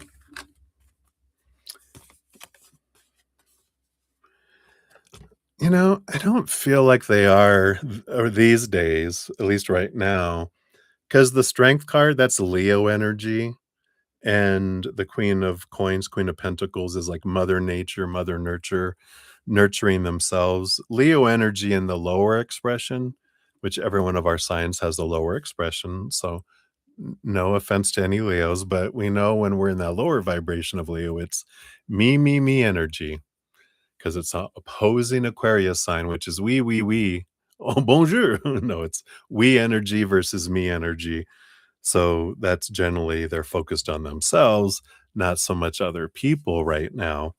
So I feel like that's kind of where they're at in this nurturing, focusing on themselves, trying to feel better about themselves and recover whatever's been going on in their life. So it feels like they're more inward than spine and keeping an eye. It's like out of the corner of their eye, maybe, but I feel like it's so much energy focused in on themselves right now. All right. So that's what they have for you, is Spiritual Soul. So hopefully that helps. Many blessings to you. Right. And then Ateshi Singh, you are up. Here is your timestamp. Boom, boom. So HL's current energy towards you. Let's see what we can find out here. All right. Boom, boom. Got the King of Hearts and the Two of Coins. So, there is this kind of a uh, option energy that's coming in here. So, on one hand, they have you. On the other hand, they have the King of Hearts. The King of Hearts is like an energy of someone who is so compatible, like fits me like a glove, because it's a beautiful balance between head and heart. And when we're looking at this kind of energy here, it feels like it's not a specific person that's on this other side, but there is this that they're like have that seat open for someone else to be able, is there someone that fits this out there kind of energy. So you're one option, and none of us wants to be an option for anybody. We want to, our human wants to be someone's choice. But not being someone's choice is a choice, right? That's information. So it's like, well, if you're not smart enough to know that I am the most, you know, uh, smart decision to have in your life, then you don't deserve to have me in your life. And I deserve to have someone who does recognize my worth. But of course, that's all a message deep underneath, right? I am the one that needs to recognize my worth. And then I will draw in people who do honor that worth. But until I really get a good grasp of my self-worth, I'll draw in people that will mirror my lack of self-worth back to myself. I know all my 5 relationships were that, showing me what I wanted to see about myself. Eek. E Even though my human was like, "I don't wanna see this," but my soul did, because that's why we invited these mirrors into our life, right? But I feel like that's kind of the energy they want to know you about what's going on right now, Teshi. So many blessings to you. That's what we have there. All right. Hey, Anna. Hello, hello. Good to see you. I am well. I'm stuffed with Chinese food, trying to stay awake. Hope you're doing well. As soon as I see your question out there, we'll jump down to you. But just for the sake of time, I'm going to continue on the free readings here. So we got Softly Me, you're up 137, 45. So Softly Me, so glad that you're feeling better today. And you'd like a general reading. All right, let's take a look here. I am doing very well. I was talking earlier, my host ordered Chinese, and I knew I should have stopped, like, when you get a little platter stuff. Like, I can just eat half of this, but I was so hungry by the time it all hit my stomach, I should have stopped, like, halfway through, and now I'm all over full. You ever feel that where you're just like, "I just don't wanna move." So that's where I'm at. Alright. So let's take a look here. What does Spirit want you to know? Is that a message for you guys? Don't overeat. Split out your meals. But that's like my breakfast, lunch, and dinner all in one meal today. So you got the 10 of coins, 10 of pentacles energy. That's coming in here. You've got the 4 of hearts, 4 of cups energy, and you've got the death card.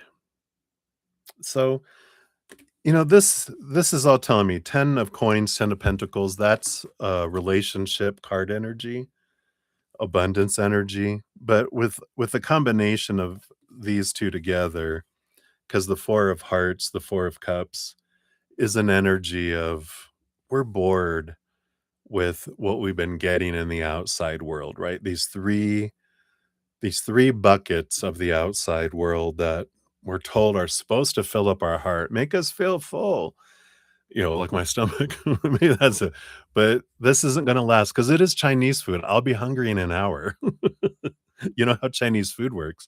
Well, that's the this is so amazing. That's exactly why they wanted me to talk about that, because that's the way the outside world works. relationships, situations like jobs, education, social status, and things, our bodies, our bank accounts. This stuff might fill us up for a moment. It feels like it fills us up for a moment, but then it's gone. We're hungry again. And that's all points us inward, right? And that's where this 4 of cups is that, you know, this ace of cups that's being offered is the chalice, is the holy grail, which is this is us that's being offered, our self-love that's being offered here. And I feel like with this death card, there's a lot of endings of things in the outside world to allow a rebirth to happen within you.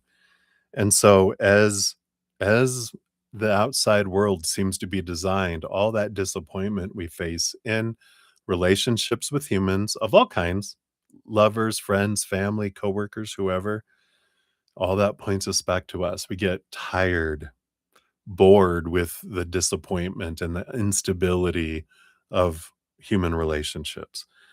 Things like our not things, but our situations like our jobs, our education, social status, marital status, all that stuff, it never stays the same. We get tired of it after a while. We get bored with it after a while. It becomes unstable and unfulfilling, pointing us back inward. Same thing with, our bodies, bank accounts, all that stuff deteriorates, blows up, burns down, stolen, unstable. Um, and and then we want something else. We get something we experience this, I'll get something in from Amazon and I'll be like, "All right, what am I gonna order next?" We like new things coming in, right? We we're like, "I want new, new, new, new," because the things don't satisfy us except when we turn inward and upward. That's where we find the love that we're looking for, the eternal, unconditional love of the higher realms. Our heart is hungry for a 10-course meal with 2 desserts, but all the outside world can offer us is dessert. It's a giant dessert bar that can offer us 3rd dessert, 4th dessert, 5th dessert, 6th, 7th, 8th, onward. But what we're hungry for, what our heart wants is not empty calories. It wants a nourishing meal. And so when we turn inward and upward, we're like, "Ah, there it is, the 10-course meal with 2 desserts." And so we fill up with that love, and now we feel fulfilled. We feel, overflowing. It doesn't mean we stop wanting the dessert of the outside world because we can always make room for more dessert, right? So, but it's different. Because we're filled from the inside, overflowing. When someone like in the past was bringing a 7th dessert and then said, "No, I'm not giving that to you," before we were like, "No, don't withhold 7th dessert from me. I'm gonna die if I don't get that 7th dessert from that person." And then, after we fill it from the inside and people are like, "No," we're like, "Oh," like I am right now. I'm like, "Oh god." My host sent me on something on Instagram saying, "Oh, look at this wonderful soup." And I'm like, "Oh god, I am so full right now. I don't wanna think about food." That's how we feel like, "That's alright, you did me a favor." So, I like that. I like that for you. So, hopefully that helps. Yeah, no problem at all. If you need your timestamp to go back to, this is where your reading started there, softly. Alright. So, that is what they have. So, boom, boom, boom. Alright. As I burp up talking about food, I'm like, "Oh, let's get some of that pressure out of there." All right, Anna, 144 even. All right. Here is your timestamp, and thank you for your donation. We'll give that a love and a like. And for entertainment purposes only, thank you so much for that disclaimer. A follow-up read on your lovely Saint Bernard. Oh, so today the X-ray indicated a small part of his right bone has atrophy on his right forearm above his paw. Um, just a follow-up read on the Saint Bernard. What is the dealio with Mr. Bernardo? All right, let's see what we got here.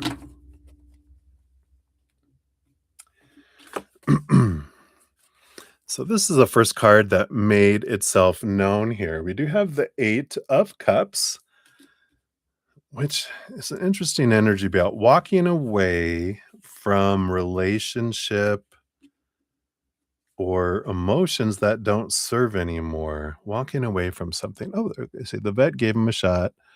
Da-da-da, spoke of the vet, care specialist, oncologist. We have an appointment with him on Wednesday. I guess maybe you haven't asked your question yet. Sorry. Well, we were pulling cards. But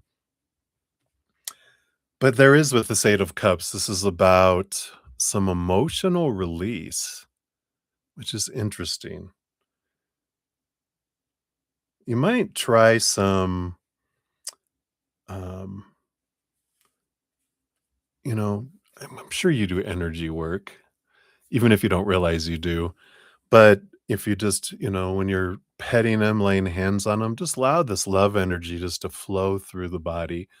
You can imagine that it's this bright light that's going through every cell that's releasing. I feel like he's holding some emotion, in on his body from other people's emotions. I just feel like he's holding some emotions, like he's, how, we talked about the last reading, how, they're taking on the emotions of everyone around them, but also they're helping with all this emotional energy of the world.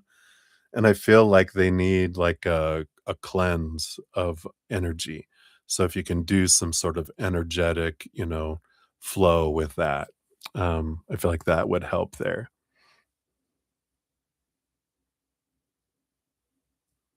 Okay, what are you looking at? What could happen? Anything going on? Okay. Yeah. Yeah, I thought you had already finished. Already started your reading on it. So all this is coming through. But I feel like that's an important thing. It's like it's time to launder their energetic coat is important here. Launder their energetic coat. Because the bottom, we've got the 3 of swords under the bottom here, which, there's this there's this, that's the heartache and disappointment, lower vibrational energy. So, with that being underneath there, it just feels like there's something they're holding on to, and I feel like it's, because they do take on our energy and, like anyone that comes into our household or, all of these, children like your son and anybody else, all of your conference calls you're taking on, they pick up all that energy that's coming through.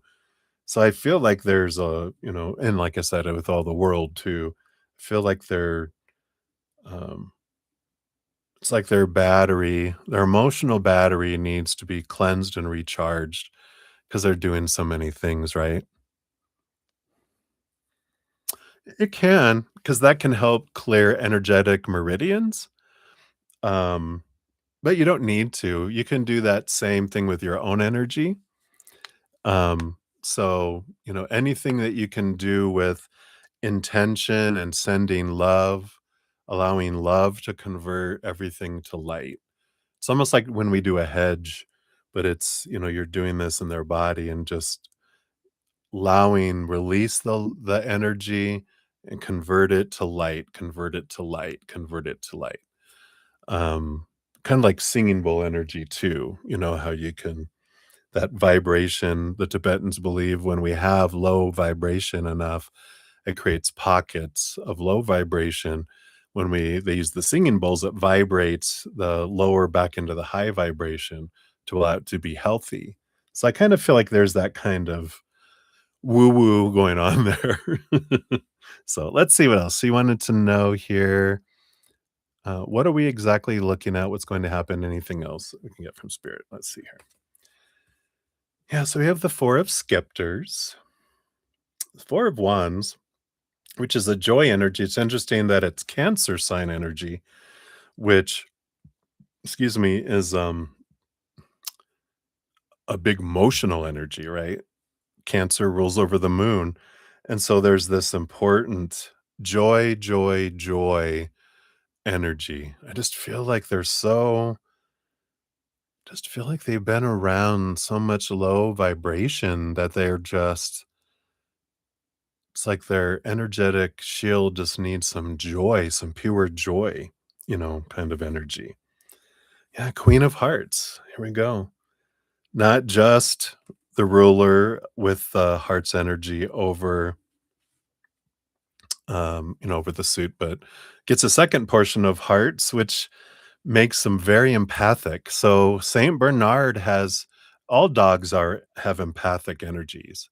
They're empathic beings, but I feel like he is a big, big, big heart, and he takes on so much energy that an emotional cleanse. This makes sense why they just need as much joy, joy, joy, and laughter as we can around them. That higher vibrational energy, whatever we can do with that. So I like that.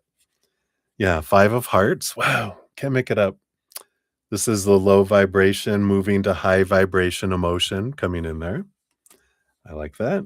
And the 3 of coins, just being true to their authentic self. There's this creativity. Um, the Wesky Wabbits are coming in here. It's just,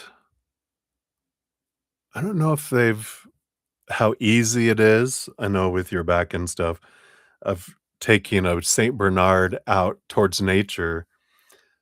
But it just feels like communing with nature also helps balance our emotional energy, especially when we get away from like other people in city and things. Because you can even have some neighbors who's there, he's picking up their energy too. Um, but whatever you feel can help them balance their emotional energies. I feel like that's really at a core of a lot of what's happening here. So when we go, what exactly are we looking at? It's their energy body is low and it just needs to be recharged and cleansed. So what's going to happen? Let's take a look here. Slow recovery with the Knight of Coins, Knight of Pentacles. And we've got the 8 of Spikes that are coming in here. That's coming in with this. So this is about letting go of, while this is happening, it's whenever we have something that comes into our own lives, that's also good for us here. And so for you with this 8 of Spikes, this is letting go of the thoughts, the beliefs, the mindsets that feel limiting, binding, constrictive, like cancer. Oh my God, is this cancer? It's like, well, I don't feel like it is, that cancer sign coming in there, that's joy energy, it's emotional energy. I didn't get cancer. It's cancer. I didn't get that. It's it's an emotional thing that's coming in, and the more they pick up on all of your energy, everything coming in. So there is this letting go, letting go, letting go of our mindsets and focus in on getting into our heart and communing with our heart with them, getting out of our head. I know, Gemini, it's hard. Aquarius, I know it's hard. Well, we can get into our heart if we push ourselves, right?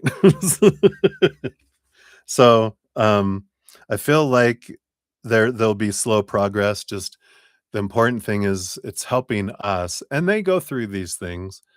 They, take one for the team to help us, do this too, right? Yeah. So I don't feel that here. I feel like, rather than focusing on the fear that it could be that and that, let's focus on the joy and the gratitude because, there's nothing that we can do yet with if that's the diagnosis, if that's what comes back, blah, blah, blah. I feel like they're saying, let's let all that mindset go and focus in on the love, love, love, love, love energy, right? Um, yeah, get the 7 of coins, another patience. I know. What are they thinking having you go through patience? things, but it does bring the page of coins. So in time with the page of coins, that is an abundance and things do work out with them there. So I feel like this emotional cleansing and like if you do have someone that does the acupuncture, whatever you feel led to, how can we cleanse their emotional coat? I feel is the important thing that's coming in here. Because I feel like they are around a lot of disappointment, a lot of low vibrational energies, either, if we're watching the news or the neighbors or, it can all be there, right? Yeah. Is that Uncle Dave coming in? Patience. Patience, mojito, patience. All right. So let's see here. But I feel like that's what they're kind of focusing in on here, um, is that the emotional need. But I know it's hard when we know so much about medical and all that, we can get drawn into you know, all the mind stuff and we don't deal with the heart. But I feel like with all that heart stuff coming in there, I feel like that's what we're zeroing in on. Yeah, I like it. And we've got hope is your fortune cookie here, you know. And an idea like a single acorn can start a wondrous forest, right? So, what kind of acorn are we planting? One of fear or one of love, right? Healing from surgery, right? Yeah, they can be picking up on that too. But it feels like, yeah, and it feels like there's more to it all, to that too. There's more going on out around in the atmosphere of your home. But they're so empathic, but I feel like he is hugely empathic, which makes sense because 'cause isn't it the Saint Bernards that carry, like, the whiskey on their collar that go rescue, um, people that are in avalanches, right? So they have to be able to pick up on all that. Alright. So that's what they have for that one. So cheers, cheers.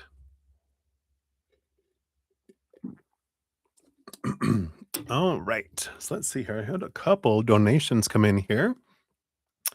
So Alice, thank you for your additional donation here. Make sure I didn't miss it. Hey, Deb, good to see you. Oh yeah, I did get your Venmo came through. So we'll get you on the list here. And then Anna for your follow-up. We will do that there too. All right. See anyone else come in? All right.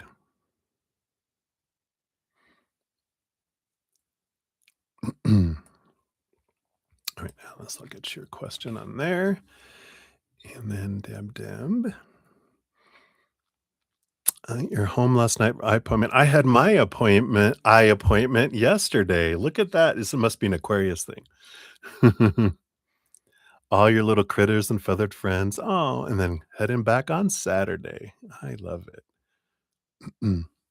Oh, and then your question might be in here. Okay. Let me get that in here. So spirits and Vas for Saturday through Monday. All right. So thank you for that donation. All right. Let's see. Think I've got everything else on there. All right. So let me take one last sip of this coffee here. It's almost all gone. So cheers, everybody. Thank you so much for all your love and support and your patience in getting to all your readings here.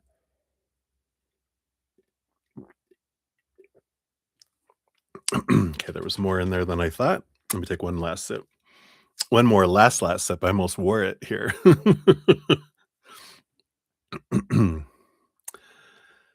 All right.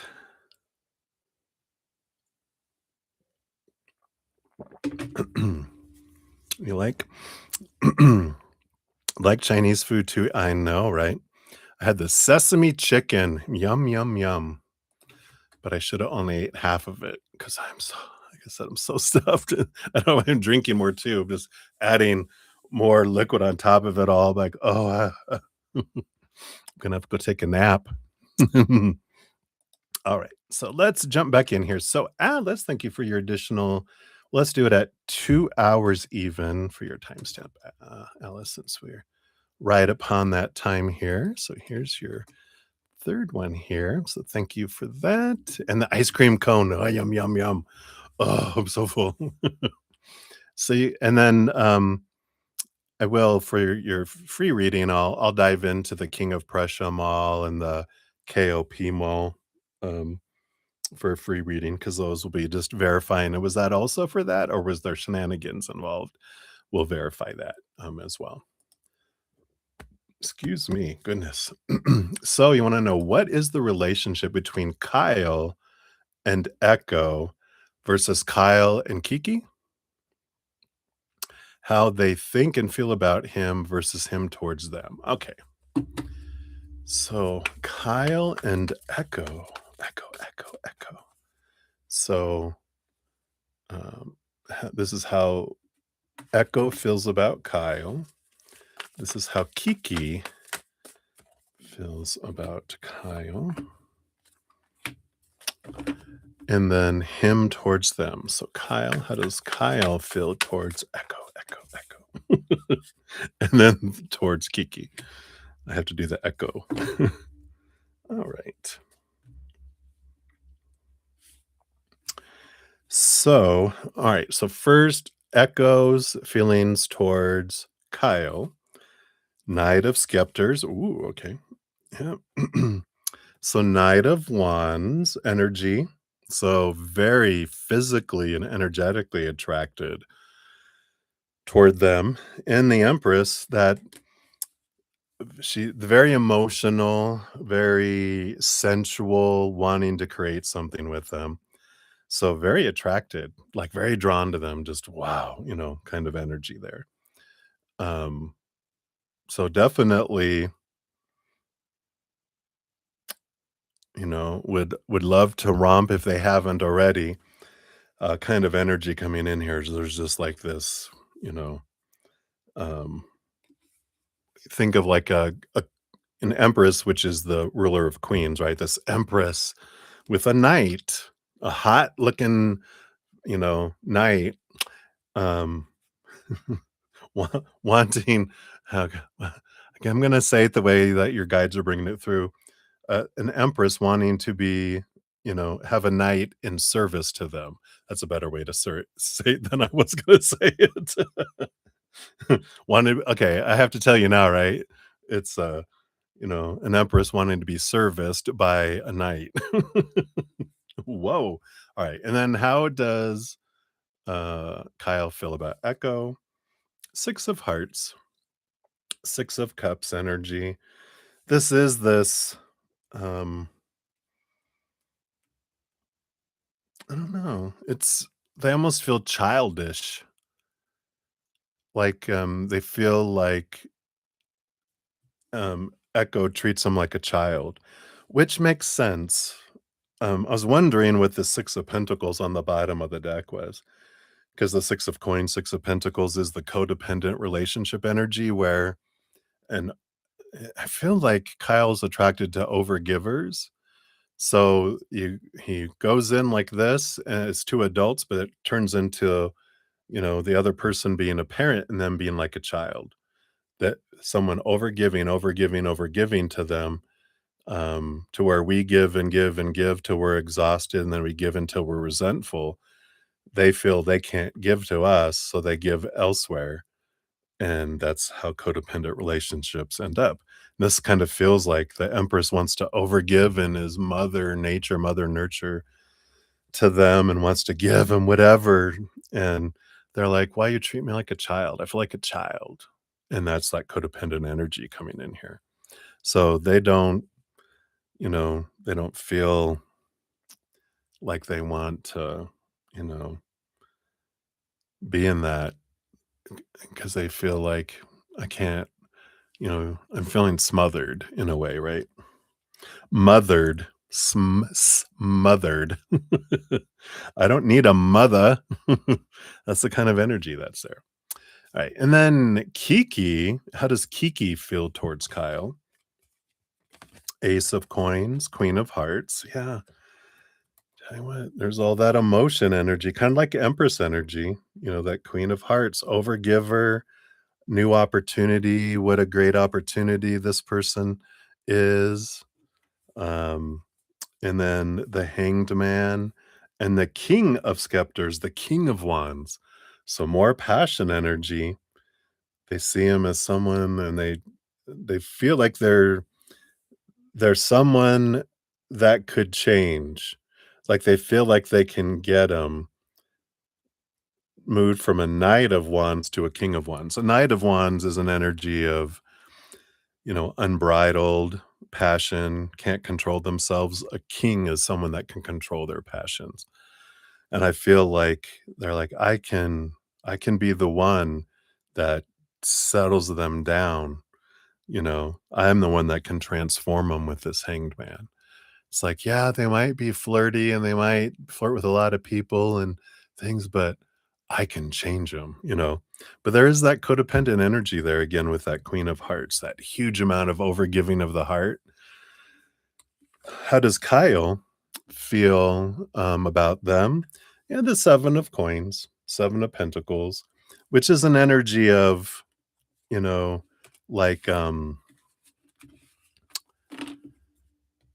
it's the last thing that grows on the fruit tree is the fruit, but at some point, when you start having the fruit, you're like, "Man, this isn't for me." So I feel like that's that codependent energy underneath. After a while, they're like, "I I want to be able to be a giver," um, but I feel like he tends to be attracted to or attracts in people, as well who, um move fast and overgiving and want to I can I can resonate with this. I used to do it. I wanted to become so embedded in someone's life and become so much of their life so they wouldn't leave me. I know it sounds sad when you say it out loud like that, but, there's this, that's part of the codependency energy, the need to be needed, the need to be wanted, and when, um but that doesn't work, right? Smothered, again, it's like you wanna move in and because you don't trust people and you wanna be living with them so fast that you can watch their every move. So mistrusting, I know. Um, and all those relationships worked out so perfectly. Not. Or No, no, no, no, no. they did not. Um So I feel like that's kind of what he draws in, and then those are kind of the way the relationships tend to unfold. But so,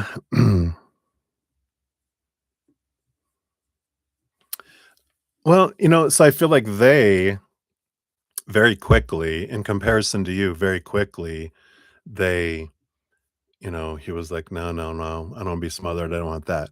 Comparison to you, I feel like that's why he feels like you're one of the few that hasn't smothered him. You know, you might have some overgiving tendencies still, we're recovering overgivers, right? So you still have, you still give more to them than they give to you. Um, but I feel like you don't go overboard with it. You've learned boundaries more. You've done a lot of more of your um I'm gonna say rehabilitation of being an overgiver. I know, like you said, we're recovering overgivers. It's like being an alcoholic. You have to watch ourselves because we can fall into overgiving like that and go, "Oops." But I feel like that's why he hasn't ended it. Like he's ended it fast with other people, and when he doesn't give people "Oh, no," he writes people off kind of fast. But he hasn't with you because he's like, "You're one of the ones that's, like, separated," like in a marathon, there's a little group that separates themselves, and you've separated yourself from the group in a way. Still not to that empress that they have this mirage because no one can match that, but out of the group, it's like, "Well, I feel like you still, um, you still outshine them in a way, you know? So hopefully that makes sense, but I feel like that's kinda where they look at it, and that's why they're kinda like, "Well, let's see how this goes, because I wanna see if there's anybody that can keep up with you, anybody that can, bypass what you're able to have given them." Because I feel like you do have some boundaries and you don't put up with as much shit as other people. And that they're kinda like, "Oh, wow," because that's what they need is, call things out you know, and I feel like you do that more. I feel like there's always room for us to be more authentic and true as well, but I feel like that's what is kinda coming in, with that, so let's see what your fortune cookie brings in with this last one here with Echo and Kiki.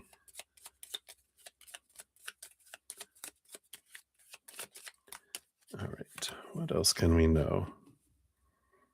Yeah, I like it.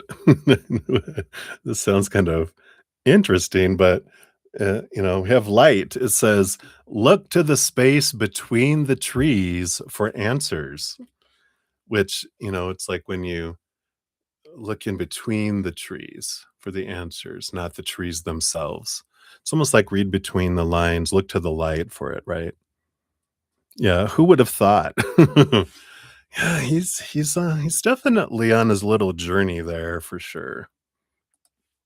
So hopefully that helps a little bit, my dear. Thank you again for all your multiple donations. I appreciate those. So many blessings. All right. And we got Guerrera Means War has come into the house. Hey, Guerrera, good to see you. Thank you for your donation. We'll get you on the list here.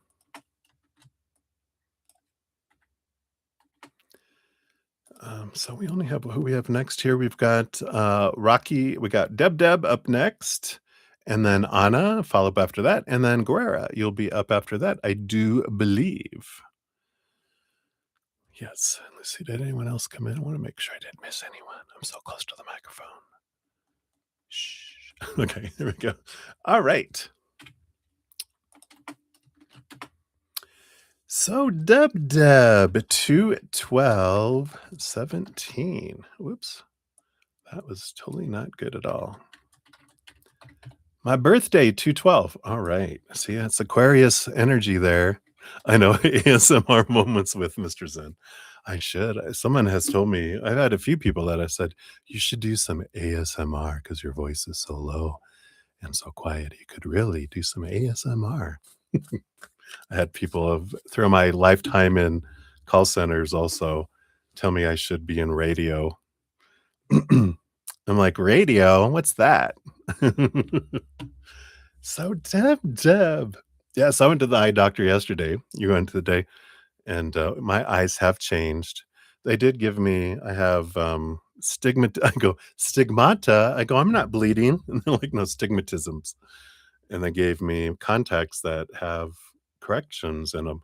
And oh my god, it was snowing yesterday. When I walked outside, I was just like, my eyes have changed because I was wearing contacts that probably are expired, but my eyesight has definitely changed now that I'm, almost 60 years old, and I was like it's like the first day when you get contacts, you walk outside and you're like, "Look, everything is so much more distinct." It's almost kinda scary. Yeah. So that's alright. I did order some reading glasses, so you guys might see me. I know. I mean 40. 40. Did I say 60? I meant 40. Do you see my gray in my beard here and on the sides? You guys don't see the grays up in here? Yeah. Yeah, they did get a bunch up in, Denver too. It's already all melted here, so they had a freeze warning. You guys are so sweet, thank you. Bending trees, yeah, they got quite a bit up there. Here, it didn't we got maybe a couple inches. It wasn't too bad here, but yeah, I know Denver got kinda slammed. Alright, so Deb,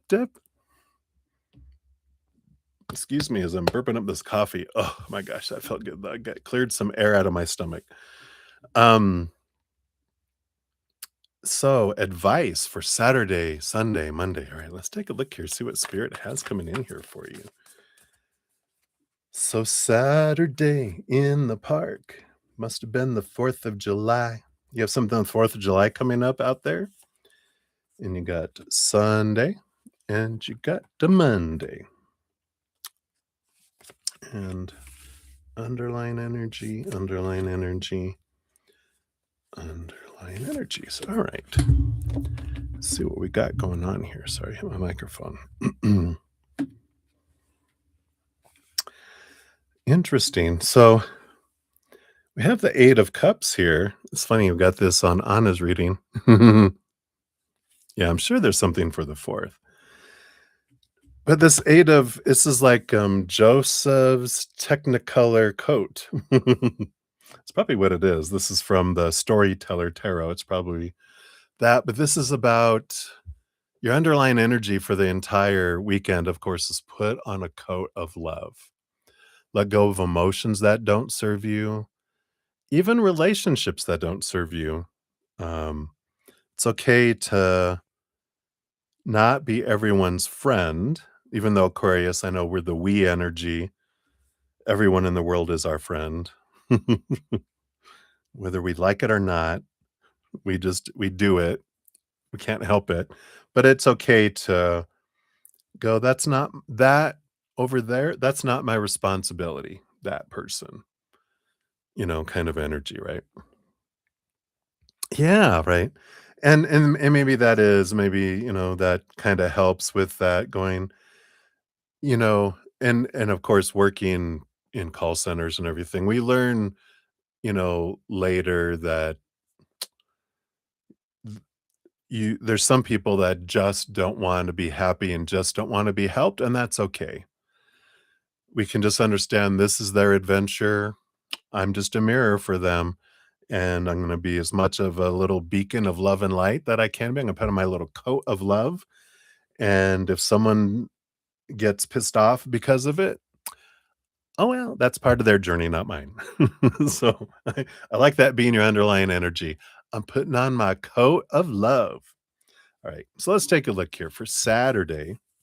You have these 4 cards. Yeah, 3 of Hearts, joy, joy, joy, celebration, tribe, your tribe, your tribe. So I like this joy, joyful tribe energy. You got the Knight of Hearts. Oh my gosh. So movement of love energy. I mean, all that so far, everything's been cups, hearts energy coming in. So it's all about focusing on love. What does the astrology look like, Deb? We've got, oh, and it's Mother's Day too. So you've got the sun moves into, I'm not sorry, the moon moves into Aquarius early, early Friday morning. And then the moon enters Pisces on Sunday in the afternoon at 1:39 p.m. on Mother's Day. So you got Aquarius energy there on Saturday and half a Sunday. And then you got Pisces energy the rest of the time, Sunday through Monday with the moon energy. So that's good to know. And there is that energy of, you know, because, the Aquarius energy is the energy of groups, right? So with that happening there, then we definitely have that energy that's coming in, right? Okay. And then the 7 of Hearts also. So there's a lot of different emotions flying around on Saturday. And but you have the King of Coins. There's this great balancing energy. Um, you know, I it's important to, you're out in nature already, right?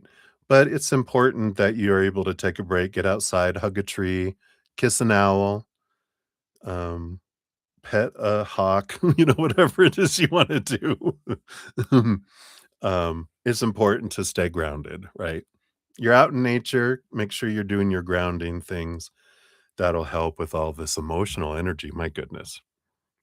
You had some feelings of being judged. Do they not like me? Yeah, yeah, you know how to help that, which is good. You're able to put it in practice and trust me, I know taking at sometimes 100 phone calls a day in a call center, you start learning dealing with people and you start understanding what buttons get pushed that are in there, right? Yay, I love that. Maybe if you don't have a plant in the office, you might bring a plant in and maybe some crystals for your desk. So you can grab onto it and go, back, back. Right. Underlying energy for Saturday. Yeah, 10 of spikes, 10 of swords, which is letting go of expectations. You know, that's the who am I trying to please energy, right? I don't have to be anything for anyone. I'm going to be me and I'm not going to worry about, what people are expecting, what they're not expecting. I just like that, putting on a coat of love and be love, right? So I like that. So, it's beautiful. I know, right? Choosing what energy you're around. Like Monday, I went to Costco and then to Walmart grocery and then to King Supers, another grocery store. And um, I was like, that's enough people. All right. Excuse me. And then Sunday, you got the Three of Scepters, the Wheel of Fortune. Yeah, I like this. With new information, you kind of take things a different way on Sunday, realizing everything that's unfolding is for you. And so you go a different route. You're more flexible. You're just kind of going with the flow on Sunday here. I love that. I believe this appears to be Aquarius energy, the Aquarius constellation there, which is funny because the moon is in Aquarius half the day there too. So I like this that you're going with the flow on Sunday, just, allowing your on Mother's Day, your freak flag to fly. And you also have the Hierophant underneath it all, which is the master of stepping stones and, change energy, which is very Aquarian, right? It is the old ways don't work, and I will find quirky resolutions and solutions that don't have to meet anyone's expectations. I'm going to come up with a solution, and if someone doesn't like it, then they can do it next time. You can put that in your hat and smoke it, right? So it feels very learning kind of energy on Sunday. Um, and feeling comfortable kind of putting into practice going with the flow, with your flow, you know, instead of trying to adapt to meet everyone else, you're just going to be you and let everyone else learn their lessons through whatever's being mirrored. You can't control it anyway. And then Monday, you've got the 7 of coins, a slower day on Monday. And then here's this 9 of hearts. It just feels like your heart is full and overflowing. There's this beautiful, maybe even a lot of alone time, a little bit on Monday because the 9 hermit energy, this to yourself, but very slow energy. And underneath that, yeah, you got temperance, very slow. I like this new approach I heard to the temperance card, which is we can turn anything into a golden opportunity. It's the alchemy. I can turn anything into gold. And I like that self-love energy, just going with the flow, just taking our time. It's not rushing. This is camping. It's like Hawaii when I went to visit my dad in Hawaii and he goes, "You're on Hawaii time now. We're not in a rush to get anywhere." I'm like, "Sounds good to me."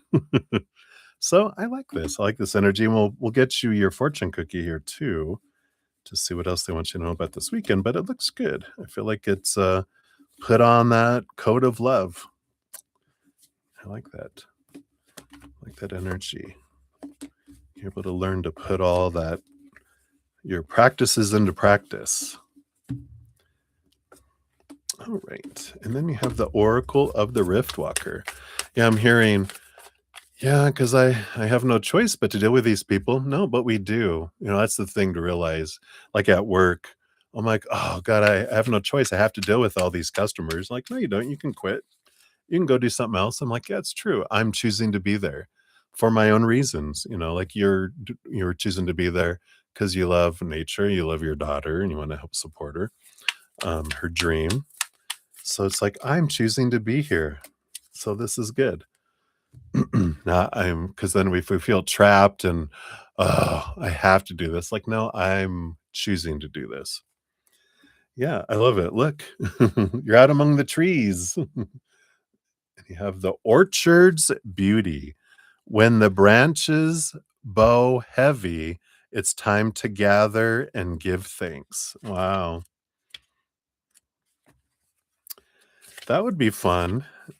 Have like a ritual every day where we gather to be grateful before we start our day on the camp. They had a flash of like a summer camp where they have the microphones. Hello, everybody. Today we're focusing on one thing you're grateful for. Anyway, the invocation says, I receive these gifts with open hands and plant new seeds in their honor.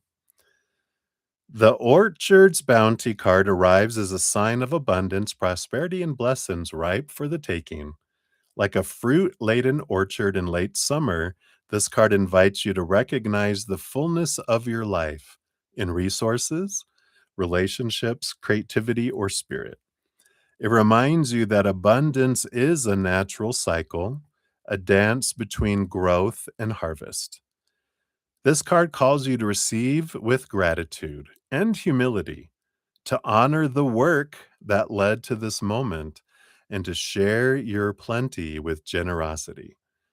True fortune is not measured by accumulation, but by the flow of giving and receiving. The orchard does not hoard its fruit, it offers freely, inviting life to continue thriving. You are encouraged to celebrate your blessings. Trust in the cycles of nature and remember that your gratitude will nourish future growth, right? Gratitude, gratitude, gratitude. The shadow side of the card says fear of losing what you've gained, holding tightly to resources out of scarcity mindset, guilt or shame around receiving, and disconnection from the flow of generosity. For reflection questions, what blessings am I overlooking? How can I receive with more grace and openness? In what ways can I share my abundance to support others? And am I trusting the natural cycles of give and take in my life? I like it. How beautiful. So that's what they have for you, Deb. Deb, thank you again so much for your donation.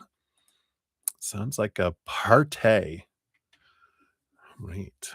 So many blessings to you. All right. So take a sip. I have water here now. Let me drink a little bit here. Yep. Just be love, full up with self love and overflow. And no matter what attitude and emotion they come in with, you're just love and gratitude. And then they'll leave feeling different out of your presence. So I like that. All right. So we're just looking back for Anna for your number 2. Let's do Anna at 220. Oops, 229 even. Maybe I should wear my glasses or my contacts. I do have reading glasses on order, so love that. Yes, I love that. Have a blast, Deb. But how fun. What an adventure, right? And there's an end to it because it's not open year round, right? All right. So, Anna, thank you for your follow up donation. So, let's take a look here and see. What will the veterinary specialists recommend for treatment, right? Based on current energies. Okay, we've got these 3 here. And then how long until he gets better? Let's see here, we'll pull a when card here. Let me just put these in here.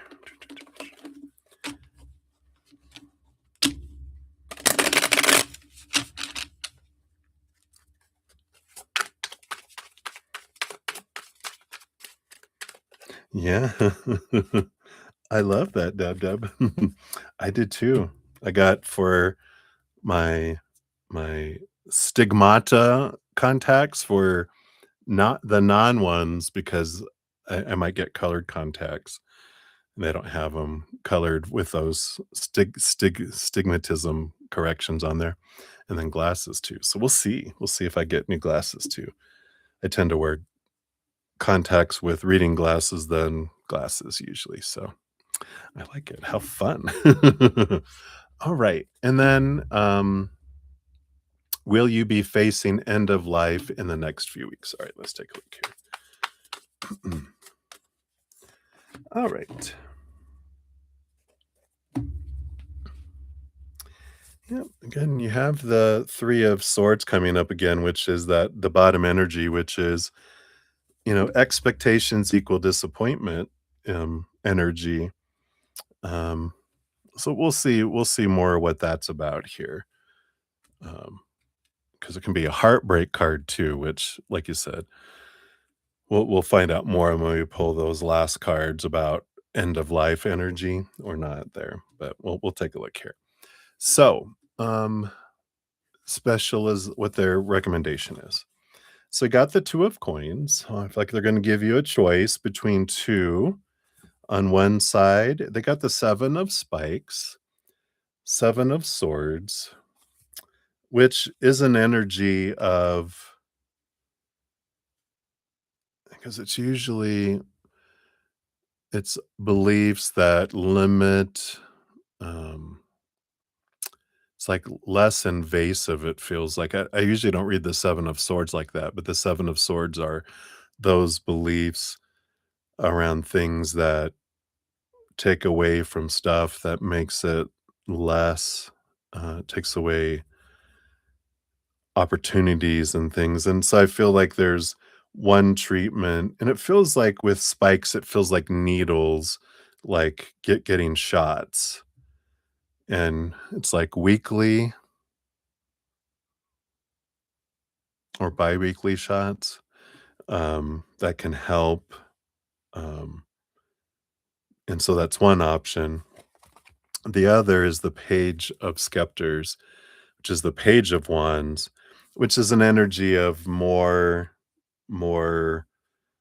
extreme, um, more extreme action. A lot of, it's almost like having them get IVs and all this kind of stuff where they keep them over, 3 or 4 days and they give them this treatment and that treatment and do this and do that. It's faster, it's more, not more invasive, but it's bigger impactful on them with more side effects kind of energy. So they're kinda giving you, "Well, we can try this, and if that doesn't, then we can go into the extreme, or we can just jump to that."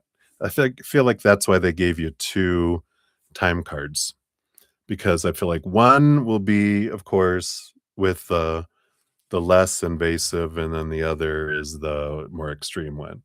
So, we'll take a look here. It feels like some sort of yeah, I mean, what's the stuff that you flood your body with, like radiation or, it does feel like IV something or other where they puts it throughout their system. And and I don't feel it kind of feels like what they do for cancer, but not quite. Whatever I don't know why I can't think of it right now because it's not that. But I'm like, it's like, yeah, you know how they like put intravenously into your body, isn't that how they do? And then they do radiation. Um, so it's kinda something like that, but it's not the stuff for cancer, but it's similar to that, is kinda what I feel. Um, so number 1, if they do this little shots over, like, every week or 2, you're looking at, look at they even have a boy with their dog with the full card, and this is anytime. The timing is spontaneous. They're saying um it varies because there's more to it than just the medical. It also has to do with our energy and everything they talked about in your first reading. If you do that stuff, then it changes it. If you don't do that stuff, then it takes longer, is what they're saying here with the full card, because it's getting out of our head of the expectations and all the rules and all the, well, this happens, this is what has to happen, all that medical stuff, well, this is what all this means. It's like, get out of our stories, look at possibilities, it changes things, right? But when we get caught into that, the danger of knowledge of this usually means this, we get stuck in that story instead of, it's more difficult for us to look at a world of possibilities, right? Well, that's probably not going to work. So we'll end up doing that other thing. Well, then it's not going to work, right? So I feel like they're saying there's more to it than just the drugs themselves or the treatments themselves. Has to do with us, right? And then the other thing we have here, and we have the Empress, which is Mother Nature, Mother Nurture energy. And the timing is when factors align. They're not, again, they're being very vague in the actual timing because that there's so much more to everything, which, makes sense when we realize, some humans um, self-heal, some humans treatments work faster and better. For other humans, it doesn't work at all because of their beliefs, right? So I feel like there's an important energy around all that with the timing. Excuse me, burp, burp. That is Chinese food again. Yum, yum. Um, so I feel like that's important to know there. All right. And then you wanted to know, or will you be facing end of life in the next few weeks? You got the 5 of Spikes. There is a battle between the head and the heart here.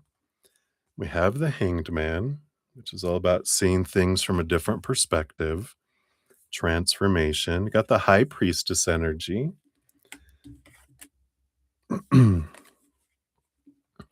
And the Star card, Hope energy.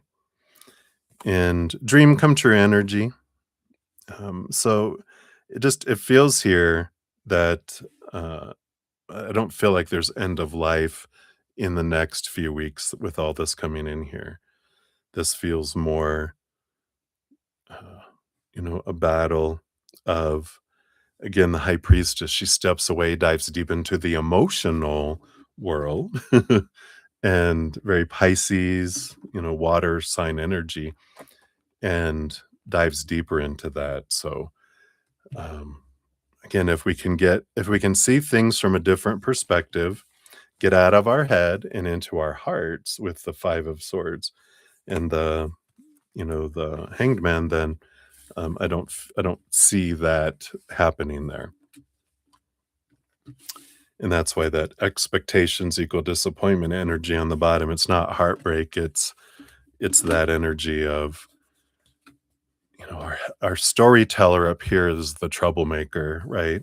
Because when we get so many stories telling us that this always means this means that, and we have these fears, then we start creating stories that in the outside world that match the story that's in the inside world. So hopefully that helps there. I don't know. Let's see what your fortune cookie says here too.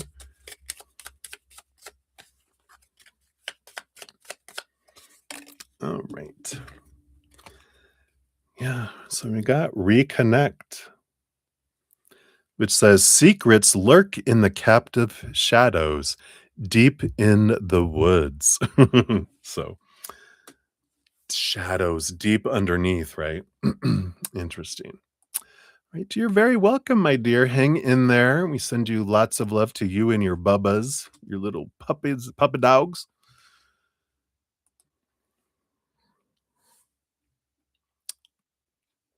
All righty. And we got Crystal Ray in the house. Hey, Crystal Ray, good to see you. We'll grab you, get you on the free list here. And let me just check my emails. I have nothing in there. So we've just got one more donation right now coming up. After that, we'll jump back into the free readings. I just have 3 on the list that are left over here. Hey, can I see you too? We've got Healing Sparsh, and then Alice, and then Crystal Ray. You'll be up after that. But first we will go to Guerrera Means War. Guerrera. Hello, hello. Here is your timestamp. Oh, yep, I did put it in there. And let's give your donation a love and a like there. I am doing well. Hope you're doing well, Guerrera. And you want to do a temperature check. Like a doggy. No. That's that they use a thermometer. You want to check on Mr. Chad's M's feelings towards you at the moment. All right. Let's take a look here and see what's going on with Mr. Chad.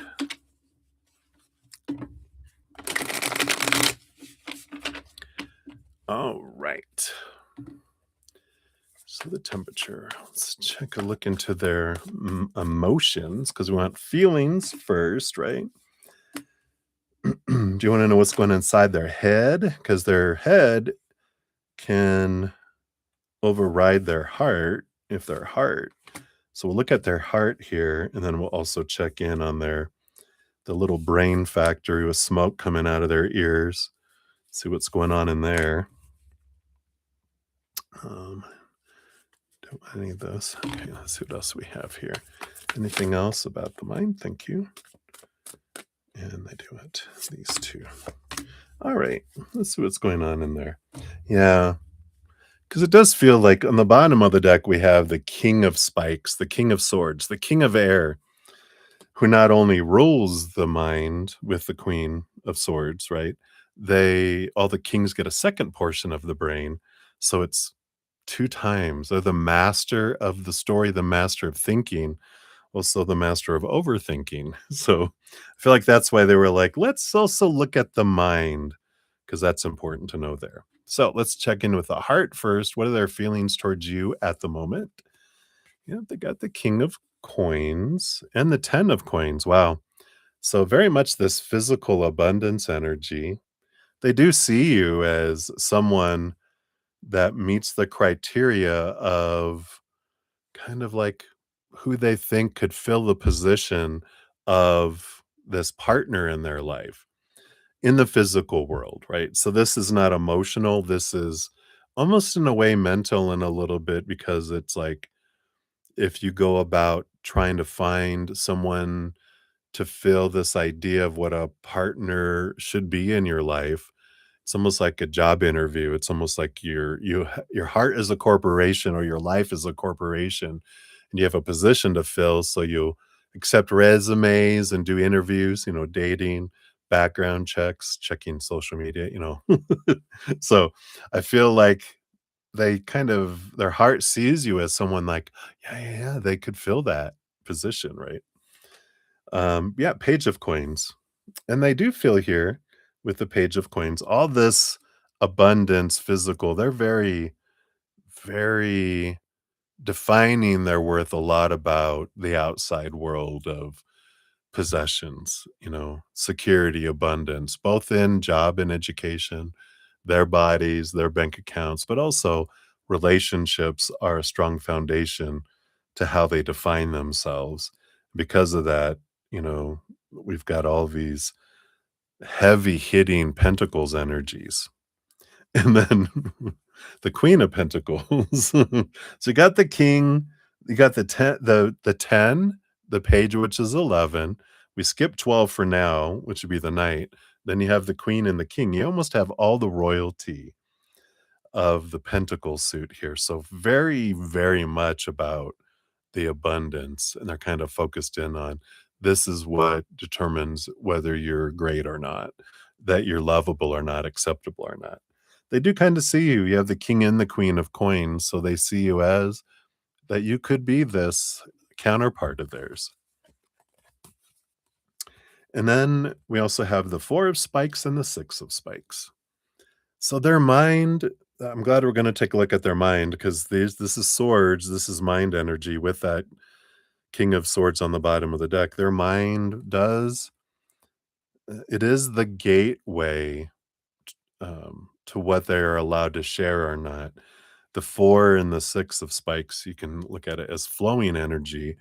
Their mind seems to be whoops, as I smack my microphone, seems to be flowing right now. Um,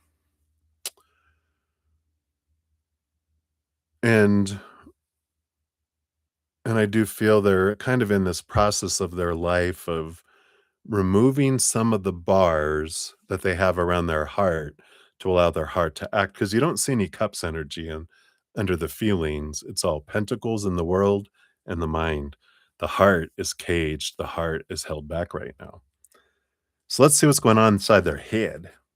We got the queen of scepters, the queen of wands. So there is attraction energy there. Their mind is going, yes, we are attracted to this wonderful energy, this physicalness. So that is energy that's there. We got the king of hearts. The mind thinks that you are a compatible person. So, like I said, it feels like the mind is controlling the heart because this feels like, yeah, the mind is saying you're meeting the criteria that you'd be a good fit kind of energy. We got the queen of spikes. Yeah, the queen of swords. So it's funny, you got the king and the queen of pentacles, and then also, of course, the king and the queen of swords. Um, what's interesting is that the king of hearts next to the queen of swords, this is actually, it doesn't look like it's a match, but it is because the kings behind the scenes have swords, and the queens behind the scenes have cups. So, though in front of other people that don't know both of you, they'd be like, "How is that working?" But because, like, one of you is more, intellectual, but behind the scenes has deep emotion, people only see that external, intellect. Then the other person is very emotional, but behind the scenes has great intellect, and that's where you guys connect. And when people are like, "How is your intellect and your emotions? How do you guys get along?" Well, behind the scenes, you're have opposites. Um, that it just meshes, and people eventually get to see that, but you guys recognize it first, and they recognize that in their mind. And then you have the 9 of hearts and the 9 of coins. Wow. So eventually there is this emotional dream come true. The mind sees it as, eventually we can see this abundance in the outside world with abundance of heart. So the mind goes, we can see that the mind will approve of emotion being shared once the decision is made, kind of energy. So hopefully that makes sense, Guerrera. And let's see what your fortune cookie brings in too. You do get one of these Oracle of the Rift maker because you have a donation of $5 or more. So let's see what we got that comes in here. All right. So Oracle of the Rift Walker, not Rift Maker, Rift Walker. All right. What else can we know here? Yeah, branches of the same. Yeah. Interesting energy, right? To be one is not to be the same, but to share soil, season, and sky as well. I like that. Yeah, no problem at all. If you want your timestamp, So you don't so you know exactly where to rewind to. That should be it here. And this says, though the flames rise around me, I do not turn away. Let fear walk with me, but never ahead of me. So I like that. Yeah, absolutely. I love it. The message for this walk through fire says that it appears when you're being asked to face something that scares you, not to conquer it, but to walk beside it. This is not a test of brute strength, but of heart. Can you move forward even while afraid? Can you feel the heat and still take the next step? True courage is forged in moments when retreat would be easier. You may be crossing a threshold right now into truth, conflict, change, or vulnerability. Card is a reminder that the fire you face is also the fire that refines you. Some paths are not meant to be comfortable, but they're meant to reveal who you really are beneath the soot and fear. Every step through the flame is a step toward becoming. Shadow side of this card, avoiding a needed confrontation, seeking comfort over growth, performing bravery while hiding true fear, and letting fear become your compass. 4 reflection questions. What fear is keeping me from taking the next step? When have I faced fire before and survived? What part of me is trying to rise from these flames? And if I trusted myself more, what would I walk into? Ooh, great questions. So that is what they have for you, Guerrera. Thank you again for your donation. I appreciate that. All righties. So I think that is it for the donations. So we'll head off back into the free readings here. We've got Healing Sparsh. We got 25157. Is yours. So thank you guys for your patience in getting to your free readings.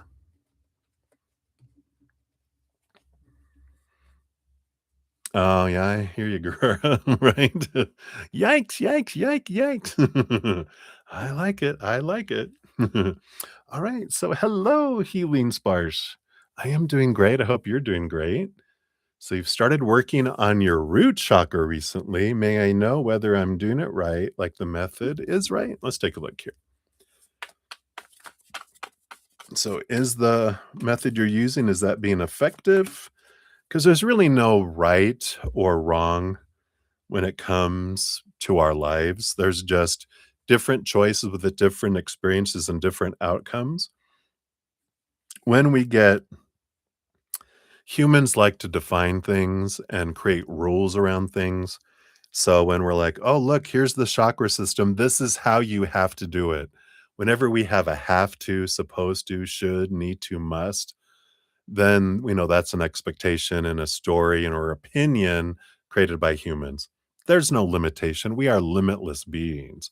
The only thing that limits us is this little meatloaf between our ears, this little noggin, the storyteller, where we hear all these opinions about supposed to be and should be and need to be, and then we restrict ourselves, going, oh God, it has to be this way or it's not going to work. Instead of getting out of that into our hearts and going, what do I feel would work for me?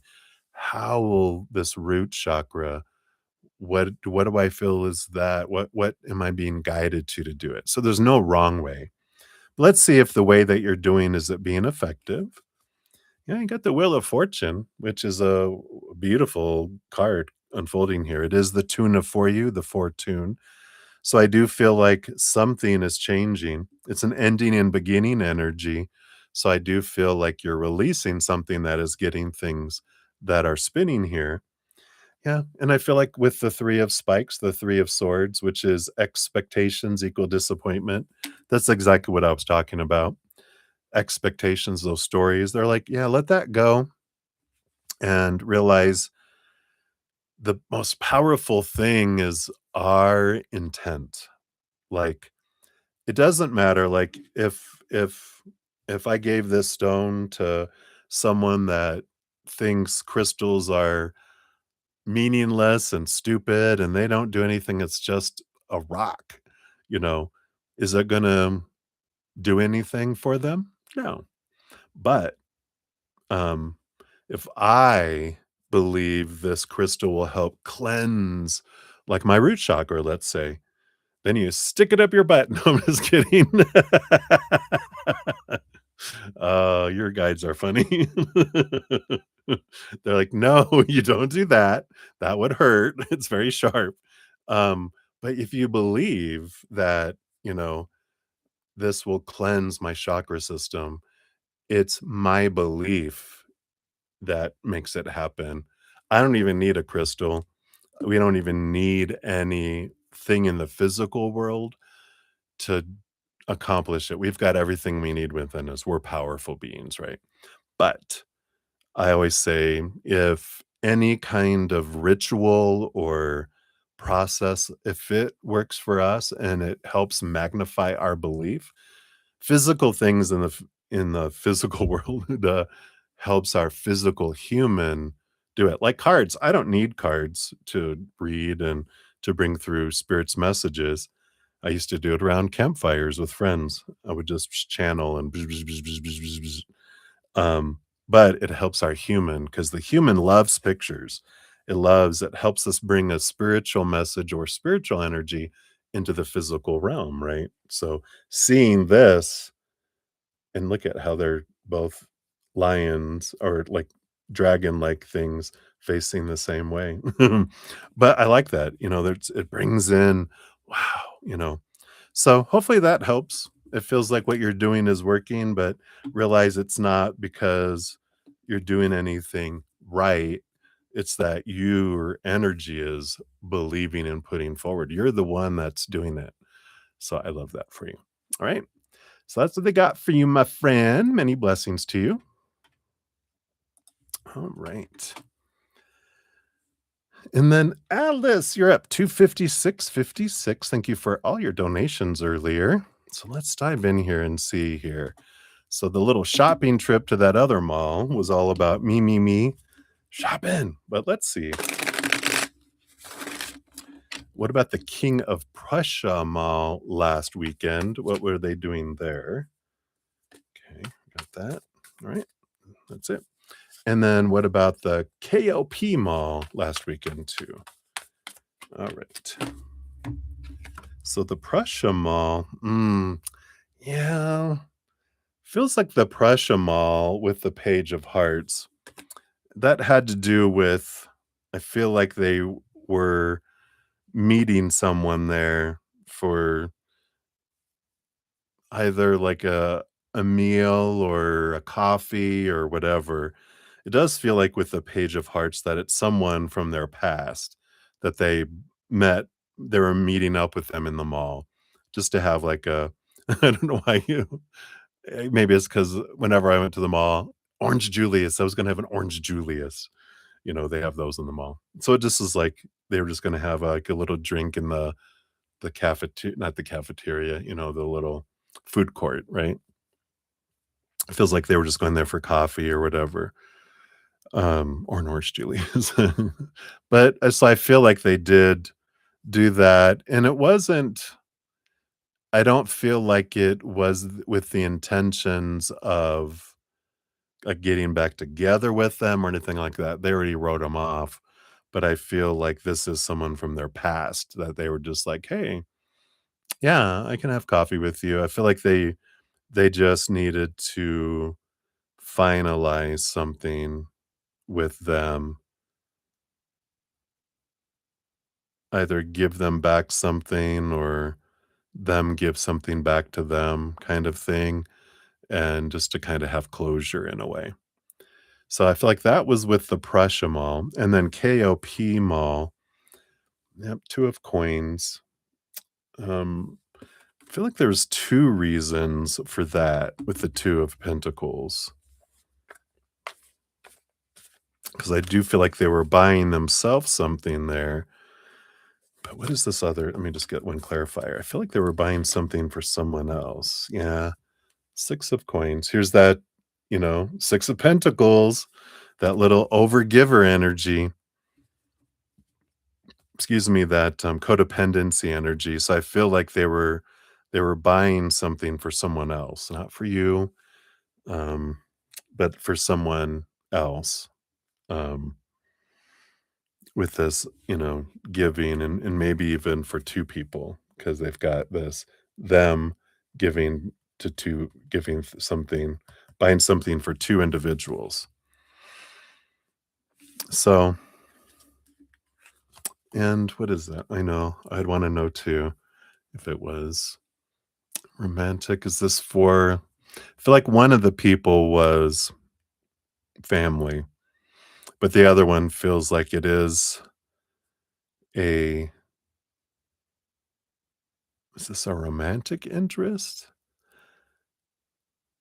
I do feel like it is for a romantic interest, but it feels like but I don't feel like it's for a specific person. I feel like they were buying something for, like, their mom, and they're like, "You know what? This would be a good gift to give to someone in the future." And so I feel like they bought one for again, for this empress, for this, that's funny, mother, the mother empress energy. It's like, but I feel like they're like, "Yeah, I'll have this ready to give to someone," kind of energy there. So, I know, but that's what they have for you, Alice, so hopefully that helps. Many blessings to you. Thank you again. Alright, and then we got Crystal Ray. You're up 30118. So, Crystal Ray, here is your timestamp.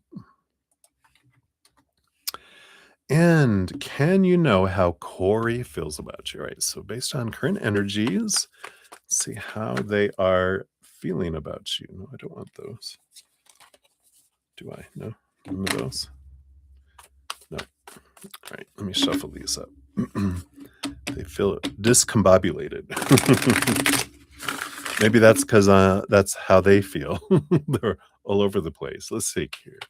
Can we zero in a little more on Corey's feelings towards you? All right.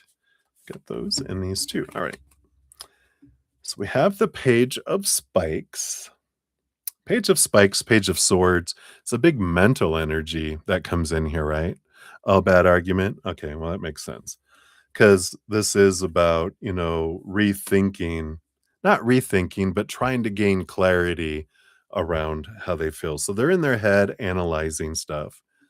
Um, yeah, but, they got the Page of Hearts, Page of Cups, so that's still a lot of emotional, positive energy, and the 10 of Coins is still this, you know, relationship energy.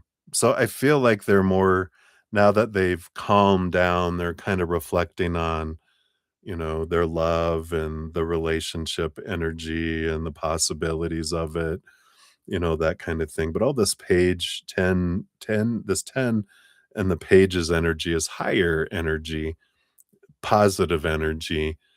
And so I feel like they're just more trying to gain the clarity around it. I know we've got the Page of Scepters to the Page of Wands, which is a lot of fire energy happening. And I feel like they're realizing that, when we argue, what happens? It takes 2 people to argue first, right? And how it sparks is something is said or not said, done or not done, that makes one of us, our inner child, feel unsafe, out of control, or uncomfortable. And then the little inner child pulls that little school bell alarm. It goes off. It boots out our intelligent, loving, compassionate side. And then we revert back to this little hissing cat. Like we become unhinged and feral. That's why I have shirts like this to remind me that when we go into our fight or flight mode, we do become unhinged and feral, but we do act from the place of the original wound because it wasn't what happened between the two of you that created a trigger. The trigger was all the way happening back when we were like 7 years old and younger. So something happened.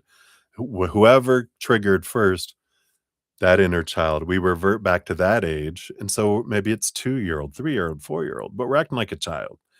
And then because let's say they got triggered, they're acting like a child, attacking, right? Or you know, because it's either we like a hissing cat, right? We hiss and attack, hiss and run away, or hiss and attack and then run away. That activates our inner child, feels, "Oh, danger, danger, danger," right? If we if we're in that place where we're defining their actions or non-actions, words or silence as something about us, our inner child freaks out as well, pulls its alarm, boots out our intelligent mind. So now we're 2 children fighting with each other, and that's why we argue as adults. Because when we see 2 adults arguing, then we're like, "Why are we being so childish?" Right? But it's because we are. We reverting back to childhood, and we are doing that. Then after we calm our bohinies down, then that, the alarm stops, and then the intelligent, loving, compassionate side comes back, and then we're like, "Oh god, why did I say what I said? Oh god, now I gotta apologize. Because boy, but they better apologize first, blah, blah, blah, and then we go back again. Bzzzt. Um, but, so I feel like all that to say, I feel like, now that things are calming down and the 2 intelligent adults have returned, we can have an adult conversation as long as we don't point. Because as soon as someone does this, what happens? That definitely makes our inner child go, "Brrrt, pull the alarm," and then we act childish, right? "No, you did it. No, you did it. You did it. No, it's your fault." Instead of, doing the reflection on what was I fearing? Why did I trigger? Not why did they trigger me? That's blame. This is going, I'm the only one that controls my triggers. So this is mine to own. Why did I flip out? Why did why was my inner child triggered? And then we can go, oh, because when they said this or did that, I took that. That reminds me of this. This is when I felt that before. And that's the root of it. It's not them, it's an echo of something that happened when I was younger that I feared that what they were doing meant that. And then if we're vulnerable enough in a relationship, we can say, hey, can we talk? I understand why I freaked out the way I did, and I would love to be able to talk about this, and I want to apologize to you. We don't we go into it if we truly want the relationship, that's what we're gonna do. If we can take or leave a relationship, then screw it, right? Just learn and grow what you want for yourself and, well, whatever. But if you truly want to have a relationship with them, then there's that vulnerability that can come in and we can be like, "Hey, I realize that in that situation, I remember it's like my little inner child self, when I was 6 years old, this happened, and that totally echoed that feeling, and it felt in danger, and so that's why I said these things that I'm so sorry I said, and I'm gonna work on that." So if I ever start in that direction, can I get your help to remind me? Going, is that your little girl? Is that your little self that's screaming? And you're like, it is. And let's give her a hug. So I love that we can do this. And I feel like they are reflecting a bit here on, how much they love you, how important the relationship is. But I feel like they're still calming down a bit and doing their little reflection on it, which I'm proud of them for doing, you know. Um, but you're important to them based on these cards here, so I like that for you. So hopefully that helps, Crystal. Aren't relationships fun?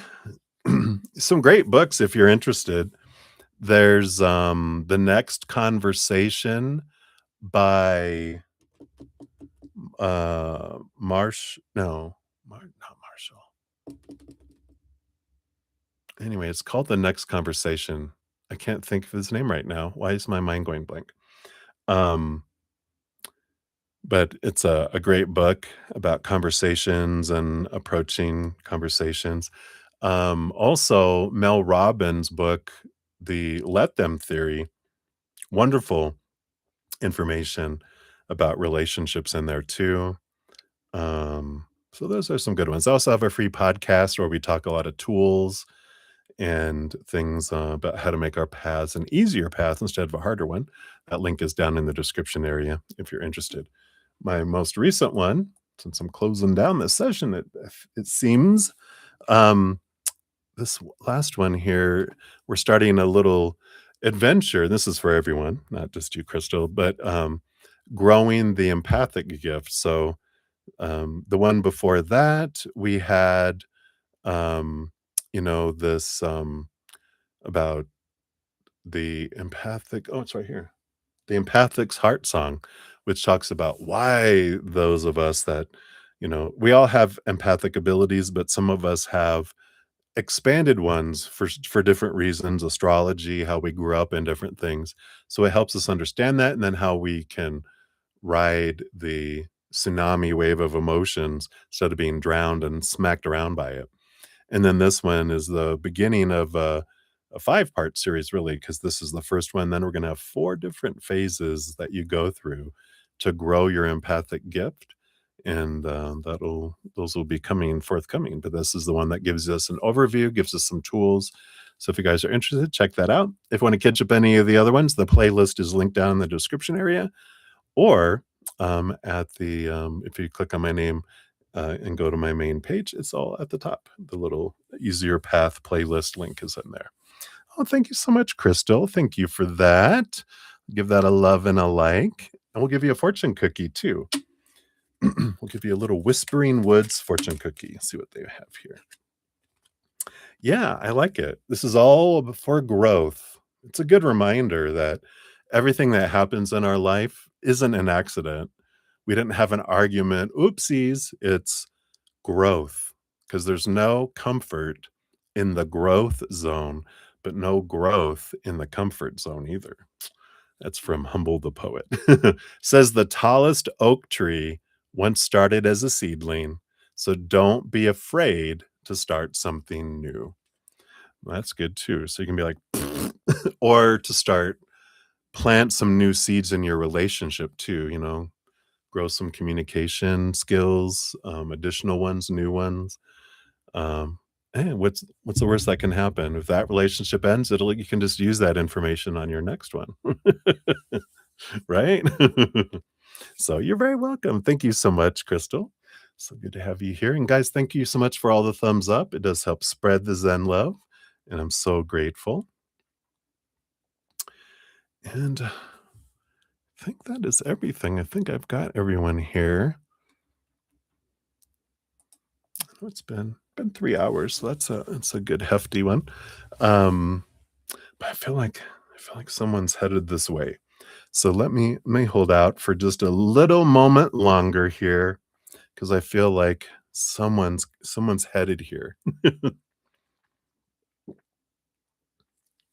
It's like the elevator doors are closing. Someone's like, wait, wait, hold the elevator, sticking their umbrella in. So what I'll do here, let's pull an oracle card.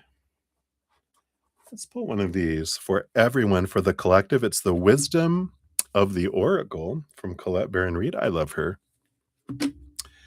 So we'll just do a little oracle for all of us. If they're not here by the end of that, then that's it. They can catch the next elevator tomorrow.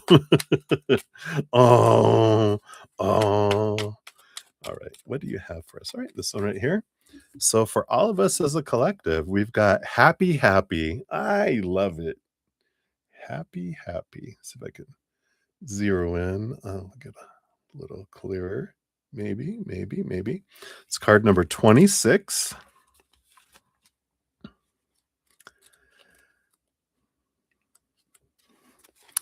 So this is about joy and contentment, a sense of fulfillment, a feeling all is well. Yeah, we can all use this, can't we? So the oracle's message says, your desires are effortlessly fulfilled now. Find joy in the present moment, whatever's happening, and be satisfied with things as they are. You're free from the shackles of longing and able to experience the liberation that comes from actually being happy moment to moment, for you've chosen happiness over yearning for it. Now is the time for feeling joy for the sake of joy and experiencing contentment. None of this is because of something outside yourself. Your happiness is a result of you being at one with Spirit's plan for your life. All is well. The tide is in for now. Enjoy playfully splashing in it. I love it. And this does have a relationship message, a prosperity message, and a protection message. So the relationship message says there are moments in a relationship when you just feel good about whom you're with and you know that your heart is wide open to befriend, to love, and to care for another without wanting anything in return. This is the kind of happy that you just want to share. The appearance of this card in a reading tells you that joy and contentment are here now, not somewhere else or off in the future. The grass is greenest right where you stand. Be grateful and delight in your relationship. And if you're seeking one, be happy now. Happiness attracts more of itself like bees to honey. Prosperity message says this is a time to take pride in your accomplishments. You're doing good work, providing exceptional service, and are well compensated for it. The world rains gratitude upon you, and you're happy with the results of your efforts and creativity. Isn't it amazing to consider all that you've done? Remember your partnership with Spirit in this moment, too. Your soul has always known you could accomplish anything if it brought you joy. Wow. And then the protection message says, lighten up because this is the time to be ridiculous and silly.